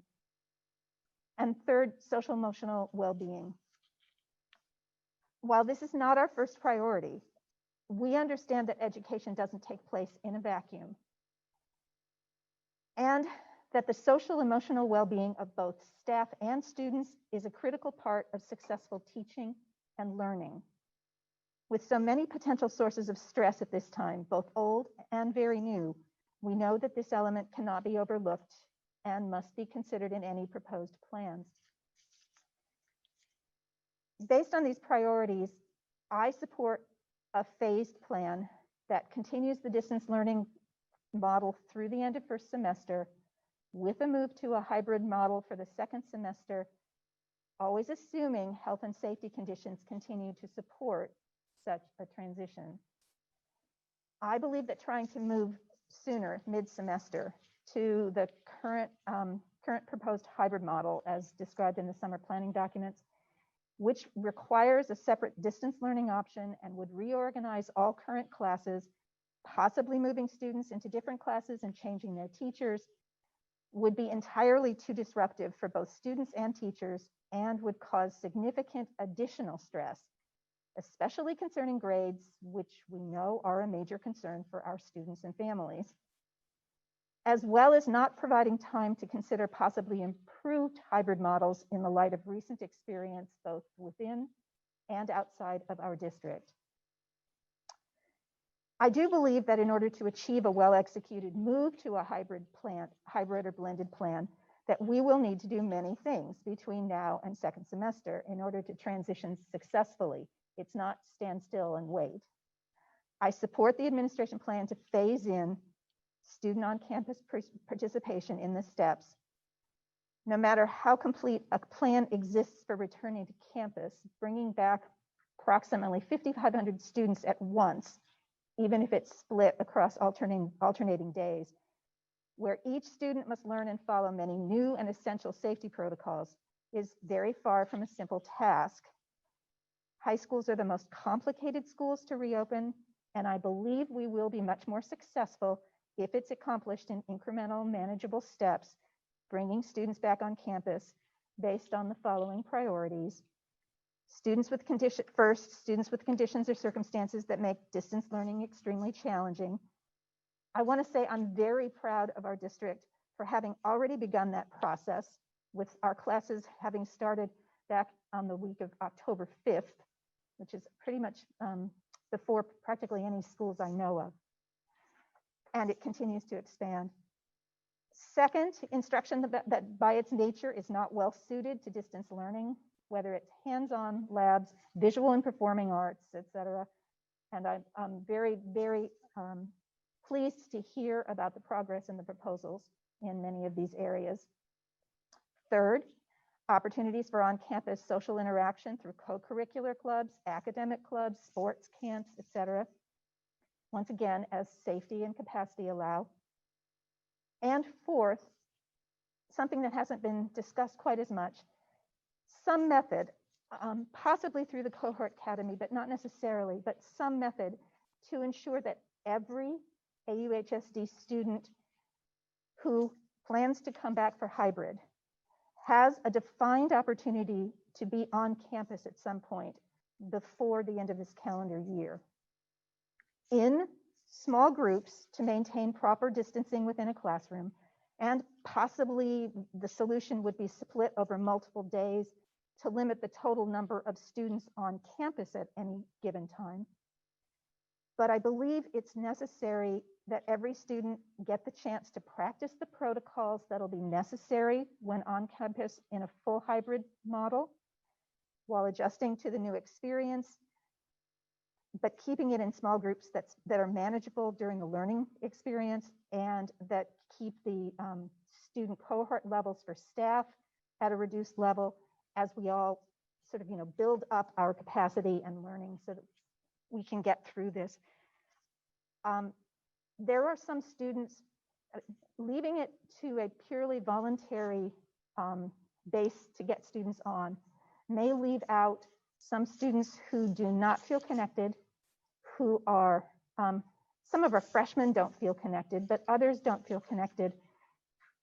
We need to, I think, make sure that there is something included that makes it easy for someone to say, I'm supposed to be on campus for this, rather than I have to figure out a way to get on campus. So I'd love to see that explored as part of the plan. I'm not trying to say I know exactly how to do it, but I'd love to see it explored. And then finally, the other thing that I think is important is, while we're doing this, and as has already been proposed, I think that we need to have the hybrid working group explore possible improvements, changes, alternatives, whatever, for implementation in the second semester. Various proposals and approaches have been floated over the last few weeks, and I would love to believe some of them would work, but anecdotes and hopes, even my own, aren't enough, and we need to provide the time to the group to evaluate, experiment, and possibly come up with a better model than the one that was proposed this summer, before we knew as much as we do now. And then finally, the last thing I'd like to say is, as indicated by our first priority, I believe that every step of any plan must be based on safety protocols that meet proper health and safety standards and negotiated procedures with robust testing, reporting, and contact tracing. And yes, I spent time over the last 2 weeks trying to put this together so that I could let people know my thoughts in a way that was a little bit more coherent than my usual extemporaneous. At this time, I would like to call on Ms. Connolly.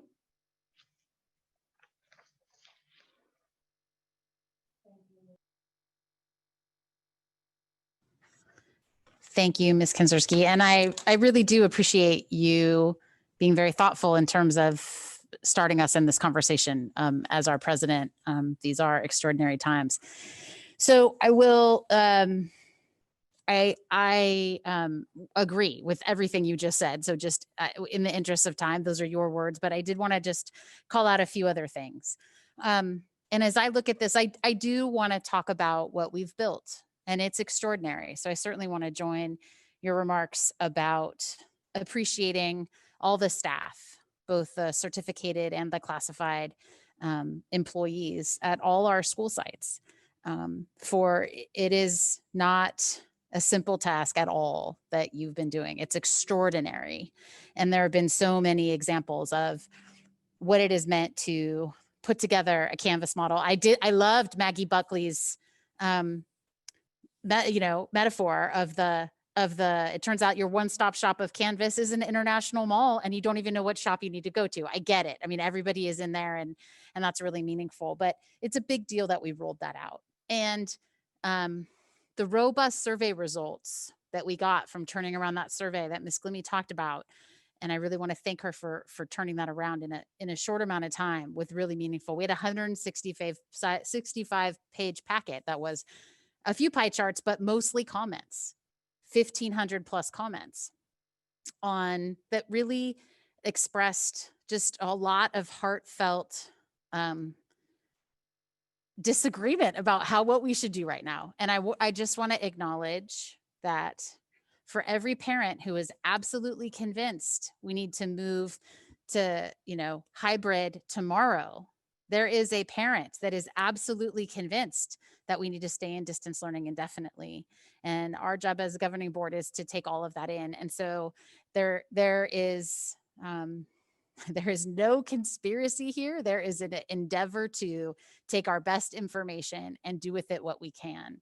So I want to take all that very seriously. So, and people are coming to this with different perspectives, and we're not in a vacuum. There's a lot of things that are impacting us, and there is an interconnectedness to everything that we do that I think we need to acknowledge. And I'm really glad that Ms. Kinzerski talked about stress that can't be overlooked, because I think that's incredibly important. And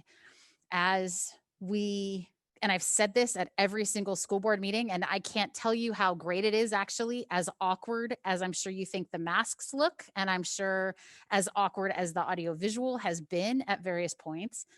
It's incredibly uplifting to be in the same room with my board colleagues. It's the first time we've been together since March 13th, when we were in this room to vote to close schools in person and to move to a distance model. And so having experienced what it's like to be back with my classmates, as it were, really inspires me to make sure that we're doing really meaningful things. I want to get specific about some of the feedback that we heard about small groups. And I think Ms. Kinzerski is exactly right around the need to make that opportunity available for everyone, and that there are students that really are feeling isolated and feeling like we heard comments from parents of students who are brand new to this area, and they're a freshman and they don't have friendship connections. And so, but if something's optional, how is your kid supposed to get connected? And so I really want us to be thoughtful about making sure that we have opportunities for everyone in order to be successful. And certainly the high school model is incredibly complicated. And I just want to specifically acknowledge the challenge around for the staff in terms of taking a survey. I need to trust that the survey information we have from the staff is true as of the moment that we took it. And I understand, and I listened to all the comments from the teachers, and I certainly took copious notes of Ms. Tewksbury's list of things that we need to deal with at the top of the meeting, and we should go through everything in that list. But we need to go with the information that we have. And like Ms. Kinzerski, I do support the phased in approach, and really applaud the leadership that was involved in getting the MOU executed. That is no small feat for both bargaining groups to move forward with small groups, and that there's involvement and a willingness to do that. That is a big deal. So I did want to just go through some of the things that were highlighted, from Ms. Tewksbury. And I just really, I want to make sure that we have an opportunity to think about that. And I think we have to be thinking about HVAC in every room, that we are dealing with, thinking about the isolation and the depression, and how are we, I noticed in the results, only 14% of students would come back in small groups for wellness center related activities. And I want to explore why is that, and how can we reach more students with our wellness activities?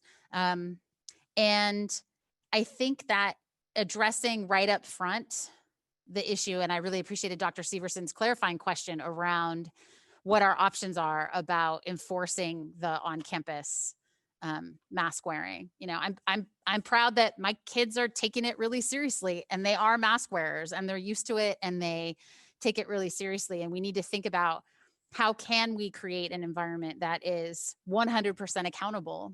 You know, if a teacher is seeing students come and go from a sports camp and they don't have masks on, and the students are hanging out and spending time together, it's hard. That undermines trust. And so we need to think about how can we have those protocols in place that really show that we're serious about that and that we are keeping student and staff safety top of mind. So I do think that there's an extraordinary bit of momentum moving forward, and there are so many moving parts. And I'm always mindful that what I am seeing in my distance learner is a sample size of 1. And there are so many moving parts for all the different students in our district, and they're experiencing it 5,600 different ways. And so I just want to continue to encourage the district staff and the entire faculty to continue to do the amazing work of trying to meet all the students where they're at, because we're experiencing this pandemic. And I know I've had to dig deep as a parent. And there are moments when, and we've heard from so many parents who want help from the school to help their kid. And I do think that what we've done, and again, to go back to where I started, which is there's so much that we've built that is something to be proud of. And I want us to continue moving in that direction. So, so I think that I will leave it there, and just appreciate the opportunity.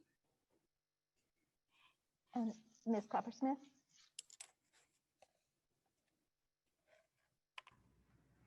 Okay, thank you, Ms. Konzerski. And I really do appreciate your starting us off with those comments. And at this point, I agree with much of, if not everything, that my 2 colleagues have brought up this evening. But I would like to say a huge thank you to our staff and administration who've been working basically nonstop together to provide the best educational opportunities and plans that, given the presence of the pandemic, that we can do in this new situation. And always keeping in mind that I know their number one and our number one priority way back when in March was safety. And I will say, before I go into the safety too much, I do support the staff's recommendation. I think the community as a whole has to be very vigilant, because I heard a comment by one of our legislators in the last couple of days about our schools should be the safest place in America.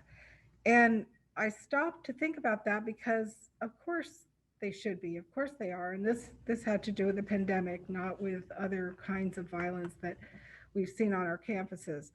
But it seems so obvious to me that it had to be stated, but the reality of it is, and because the entire community is affected by us opening schools. In our greater Acalanes community, I don't think most people realize, especially when you're in the middle of child rearing, that less than 25% of our population has children in school. Because when you're parenting, it appears that everybody around you has children. Well, that's not at all the case.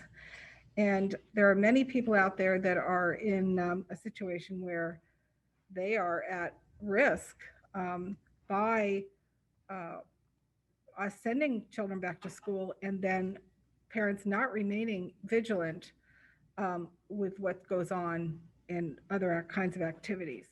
So if we're going to take this leap and bring our kids back in greater numbers, then we need to all be very vigilant in not only the mask wearing, but just what goes on outside of the school day.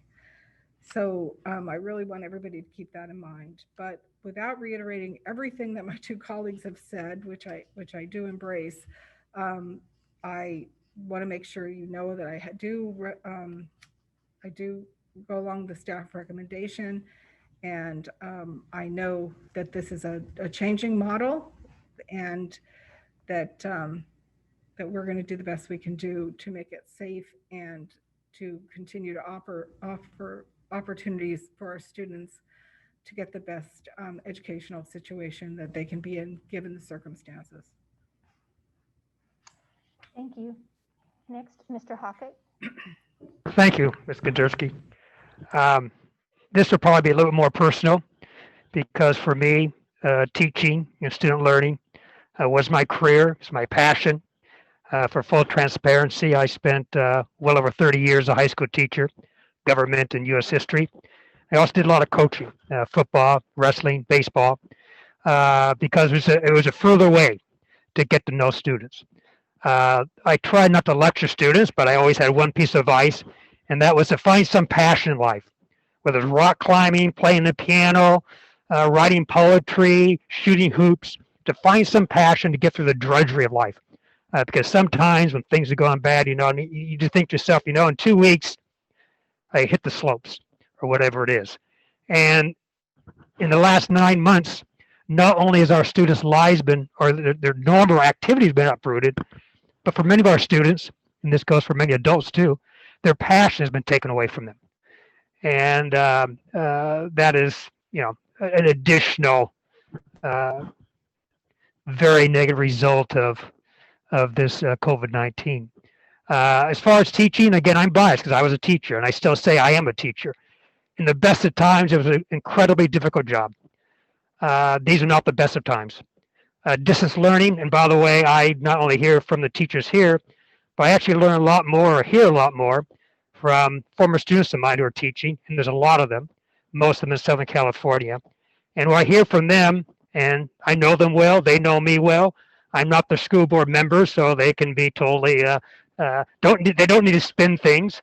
And the same things I hear from teachers here, I hear even more so from them. They're very frustrated and feel they've never worked hard in their lives. And it's a very, very difficult job. And in 9 weeks, this new distance learning model, I think our teachers have done a fantastic job with. And to the extent that a lot of our students find that distance learning may not be working as well as they would like, in some cases not well at all, it's not the failure of our teachers, it's just a failure of online learning. It just is not for a lot of our students. And I might add the same thing I said about teaching is true about our administration. If you just watch the presentation tonight, you can just imagine the incredible amount of work and hours went into what we heard tonight. And this has been going on for 9 months. And the side administration will be going on for a lot longer, I'm afraid. And the side administration are going to implement all this. And so I just want to acknowledge that, because I think some people don't really realize what goes into all this. Very quickly, again, in the summer, we did not know what we'd be coming back to on August 11th. And so we planned a new distance learning model because we knew the one we had in the fourth quarter was not sufficient. And I think it's been, as far as a distance learning model, it's been great. And I know a lot of hard work has gone into it. And again, the extent that it has not been a success for some students is just because of distance learning. Now we're going to, and they also, of course, also came up with the hybrid model. And it was kind of the general, what everyone was coming up with, because no one really taught the hybrid model. And I might add that, talking about the difficulty teachers have had with distance learning, now we're talking about, we have this new thing out here that no one's ever done. And so it's extremely difficult. The plan for bringing more students on campus, I totally support. I was talking to Randy Takahashi, who is the athletic director at the Okalani's Monday, I think it was. And he said there was 400 students at Okalani's engaged in the sports camps. That's a third of the Okalani student body. And I see them every day because I jog and I talk to them, water polo. Now the gym is open. They're so excited about being on campus.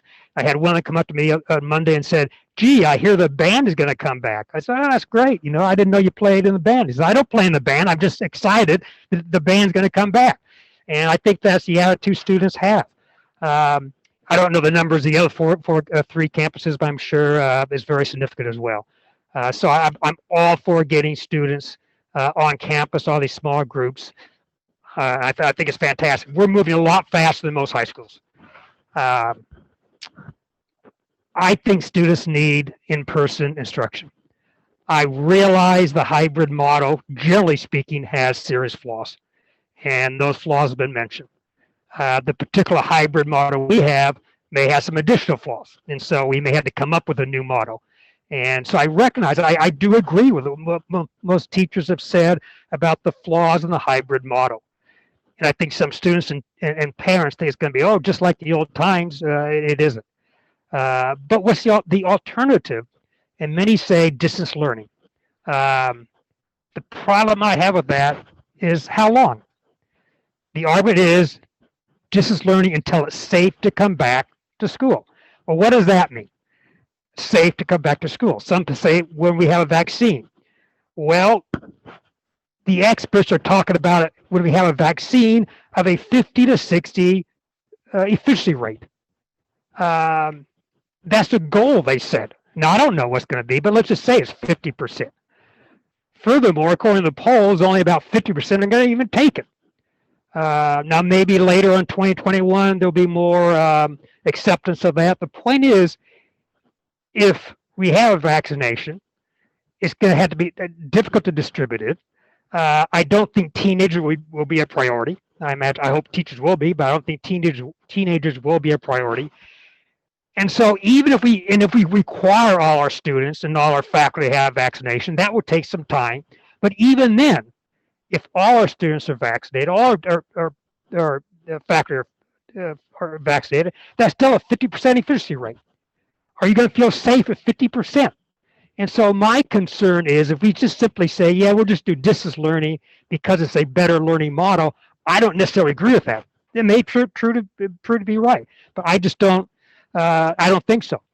And I'm not prepared to go distance learning indefinitely. And I'm not as optimistic as some people. I think it could be years before we are, quote, fully safe, in other words, COVID-free in this country. So I recognize the problems with it. I recognize the difficulties in getting a new model, but I think we can do it.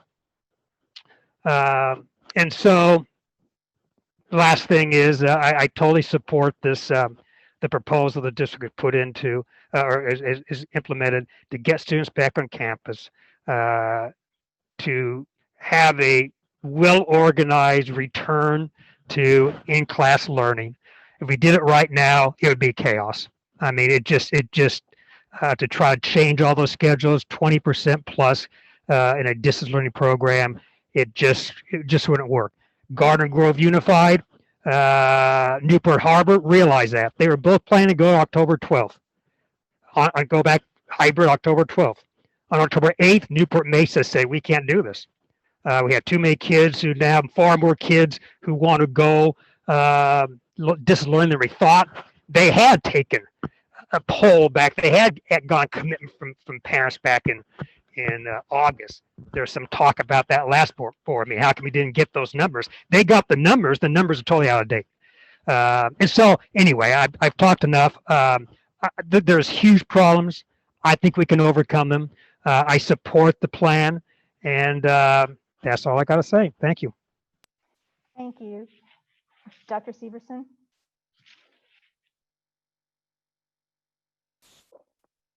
Thank you. So I had 4 points I wanted to make. First of all, I wanted to acknowledge all the stress and hard work that classified and certificated staff and the families have put into making this year as successful as possible heretofore. I mean, I am really impressed with our people in this community. Second, I want to vigorously disagree with the speaker that spoke about PPE and safety. Masks dramatically decrease the transmission of COVID-19 or SARS-CoV-2, if you want to be technical. the virus is not transmitted in an airborne fashion, except in special circumstances, which would not be encountered in a school classroom setting.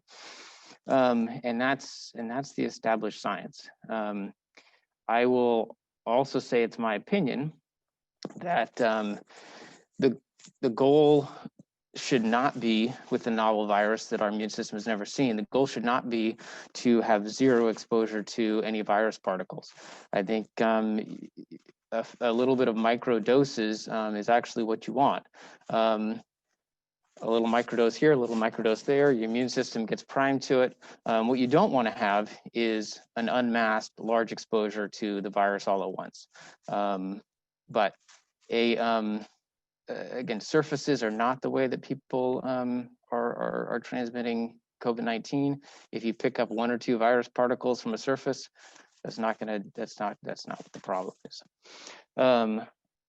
And I think we need to respect the opinions of the public health agencies and the experts that have been clear about saying that it is safe, given the guidelines established, to have children at school and other activities that go about.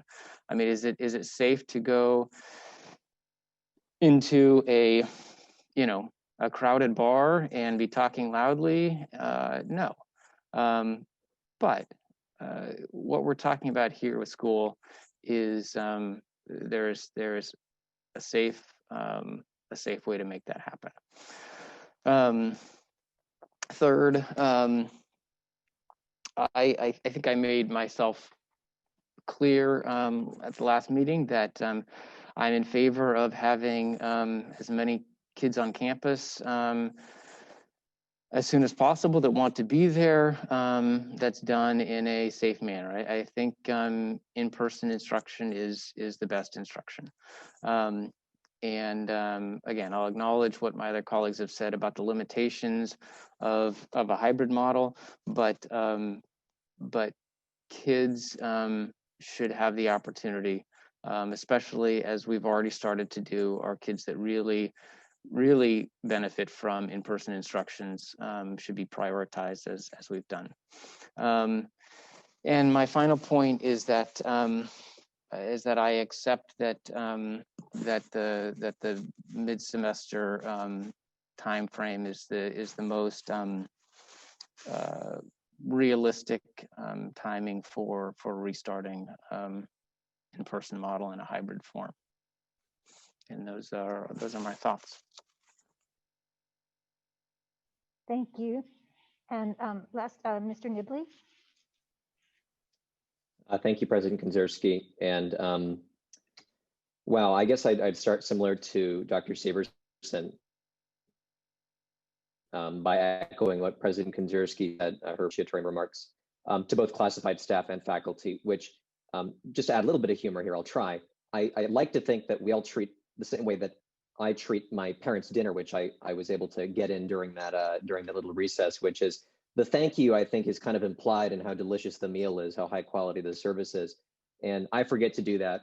And every once in a while I get reminded of that. And then, then I start doing that again for a long period of time. So I think President Kanzerski's, it goes without saying, is precisely my feeling.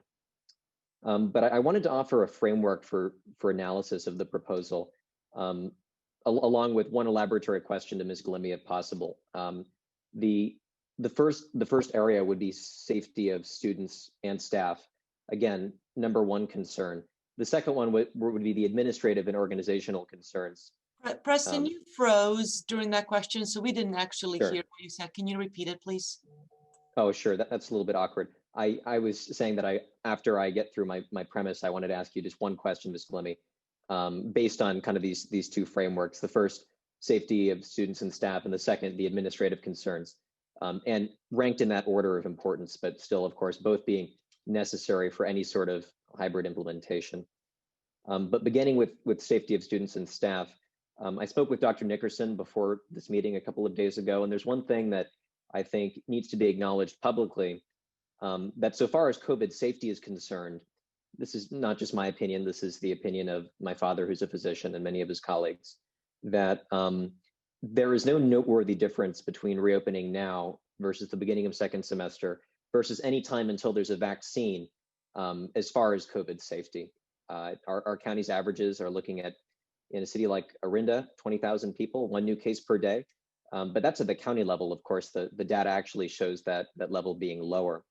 So if the discussion comes down to a decision between second semester and an as soon as possible rollout, which that seems to be more the discussion, less waiting until a vaccine, the concern is then administrative. And that's a very important concern, but it's distinct from that health and safety concern. And of course, some would argue that we should wait until a vaccine. And there, I do agree. There's of course a difference in safety there, but I think those who want to wait until a vaccine are in the minority, both stakeholders and staff and faculty. Which brings us to that second critical concern, the administrative complexity. And I strongly agree with Ms. Glimmy's comments from the October 7th discussion that if we're using that hybrid model, looking back on it, the one that we had for July, and kind of the idea that we're looking at now with that transition of students who are doing distance to fuel education, that sounds like an organizational, logistical impossibility, unless it's at that semester transition mark. I understand that. But now, assuming that some version of that premise, Ms. Glimmy, if you agree, I wanted to ask if there's been any sort of further exploration of the model referenced by Ms. Connolly during the last meeting, which I thought was kind of an interesting proposal, almost similar to what we're doing now in our meeting, which would be the simultaneous distance and in-person instruction through the use of web cameras in the classroom. Obviously, that would require a preparatory period, but if we are waiting until second semester, at least on the surface, it would seem like that would satisfy both the desire for that in-person instruction and an option to stay home if necessary, while preserving some version of the master schedule and minimizing the asynchronous concerns brought up by Dr. Gaudet and some of the others during public comment. We have been exploring. Our tech department is looking into the tech pieces of it. So they've taken the charge on exploring what are the options with regards to the tech. Using this technology that we're using right now, we do not see as an option because we do not want to plant our teacher in front of a computer, because that would actually eliminate really the purpose of why you would have students in a classroom. But there are cameras that we are exploring of what would it look like to have an expanded view that you could have students that are not there view what's happening in the classroom. More importantly than the actual tech piece itself is talking to the districts that have actually started using this technology or have had some sort of experience with it. So that's really where our effort has been. So we have talked to multiple districts as big as Irvine School District, to some of the really small ones and some private schools that have started implementing that technology. All sorts of feedback with that, depending on who you talk to. If you're talking to the technology with regards to, yes, can we put a camera in? Sure. If you're talking to the teachers and the success of it, it is not the positive feedback that we're looking at. So our director of technology, Mr. Brar, is taking charge on that. So we are exploring. We want to make sure that we're talking everywhere from the tech department to the experience of the teacher in the classroom, to the administrators, to the students. So we are casting a wide net of what that experience looks like right now, but we are exploring that option. What I will have to say is that the districts that we're speaking to, they're using that option more for the students that are on the day of the asynchronous instruction. They're really not using that option for the students that are in distance learning. So they're considering it, there's a cohort A, cohort B. So if cohort A is in live, they're really using that option for cohort B to view what's happening in the classroom, not necessarily for cohort C, which is really the distance learning. That means that you're really dealing with 3 cohorts viewing all sorts of different instruction, and that is the logistical issues that will be really challenging, because you're really then making 3 plans, which that's a huge challenge and a lot to ask of our staff. But yes, are we exploring it all? Absolutely. And then assuming that, sorry, Dr. Nickerson, go ahead. Well, I was just going to add that Ms. Glimmy and her team and Mr. Brar are doing quite a bit of work already examining that and trying to learn as much, because it is a model that offers solutions to some of the difficult challenges we see in the hybrid. So it does have an attractive aspect to it. It would be a real point of additional exploration when our design team starts really looking at models. So that, along with many other options, will be examined by that work group and evaluated. And you know, again, we're hearing some not great reviews, but perhaps some of these schools will work through it. But there is the big question about instructionally, what can you do of greater value with that? So, but it is on the table, along with a lot of other models that our design work group will examine. And since we're still in that construction phase, then am I correct in assuming that assuming we do pass today's proposal, that the actual hybrid model is still being decided until we get closer to the date? Correct. One of the things we did at the board's request in accelerating this process, we moved the design phase up, essentially would start tomorrow and continue for a couple of weeks. And then we would bring kind of a pretty descriptive model to the board on the November 18th of what our hybrid solution would look like, as well as what our distance learning solution would look like, and seeking board approval. Should the board approve it at that point, we would then go to our parent community to get a commitment essentially for the year, because it has major staffing implications. If we have 22% on distance learning, or if we have 10% on distance learning, et cetera. So we would be seeking that commitment. And then from there, we would be working on the master schedule, which would be an incredibly complicated, challenging process to get the students the courses that they're taking right now. And so that's the general timeline. And Ms. Glimmy, I don't know if you want to add to that, because you're certainly leading that work. No, I think you got it. Yep. Thank you. Yeah, that helps a lot. Thank you. Are there other questions, comments, discussion from the board? If not, do I have a motion to approve the plan presented and put forth by the AUHSD Executive Cabinet? Kathy so moves. Thank you. And do I have a second? We need you to state your name for the record. Bob Hockett, seconds. Thank you. Thank you. Mr. Nibley, do you support the motion? Just froze, but I think that this step you asked me, so yes. Yes. Yeah, my screen froze, sorry. That's okay. And Ms. Richmond, would you please call the roll? Yes, roll call vote for agenda item 8.02 to approve the plan presented and put forth this evening. Ms. Connolly. Aye. Ms. Coppersmith. Aye. Mr. Hockett. Aye. Dr. Severson. Aye. And Ms. Konzerski. Aye. Thank you. Thank you. Ms. Konzerski, if I can just, so staff will move forward with that plan, but what we, really, did here and intend to do is really make efforts to kind of explode the opportunities in a safe, structured way for students to get on campus, and to determine mechanisms so that every student who his family wants them on campus, we have multiple opportunities. And we'd like to get to that point within a few weeks, again, doing it safely, progressive way, so that we can work on and refine systems. And also, we might land on the hybrid model or something similar to it that we proposed in the summer.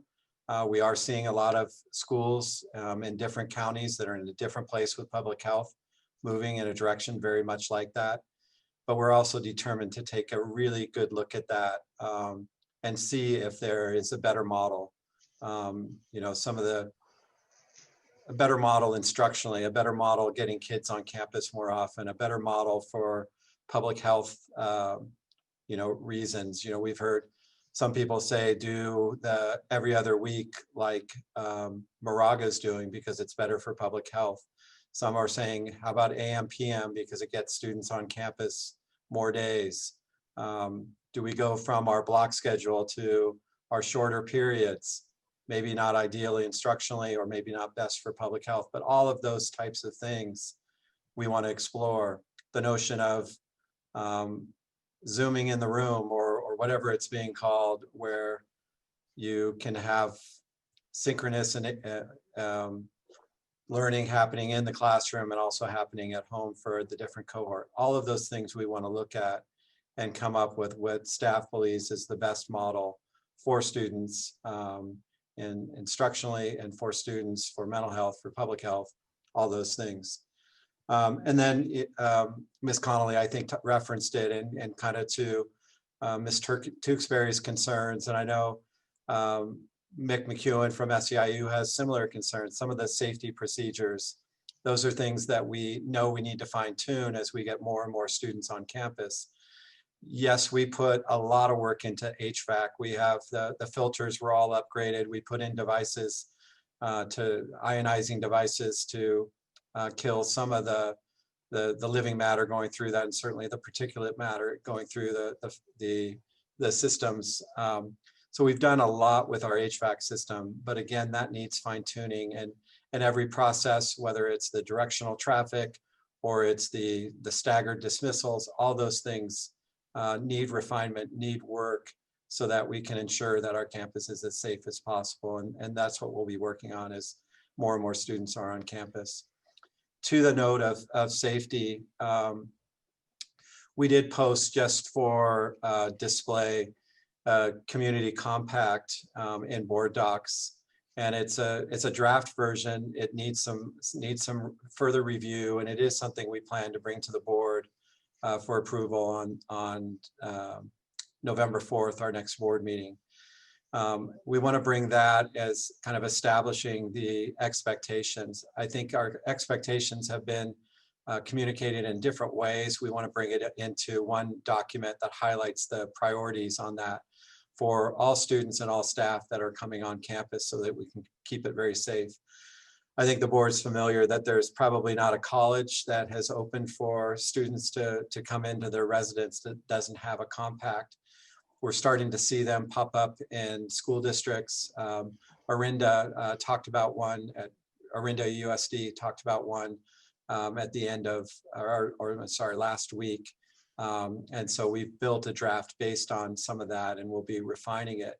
The other thing that we will bring to the board on the 4th is some of the protocol for our pre-screening, the pre-screening exercises that students and staff will be doing when they come to campus, our testing systems and the testing that we'll be using for staff, and then our testing kind of standards for students. The contact tracing system, which we mentioned in the last meeting, is something that the county was going to handle, and they realized the volume would be too much as schools open, and they've handed it off to schools. So we'll be using a combination of site teams and some other structures to do that. So we'll talk about that. A COVID dashboard, being real transparent as we have either cases or symptoms on a campus. And we've seen some dashboards out there that we think will help our community feel safe on campus. So we'll do those things on the 4th and share those with the board, looking for feedback as those are fully implemented. And then on the 18th is when we'll bring the models for distance learning, as well as a hybrid model that we would implement with the target in January. Thank you, Dr. Nickerson.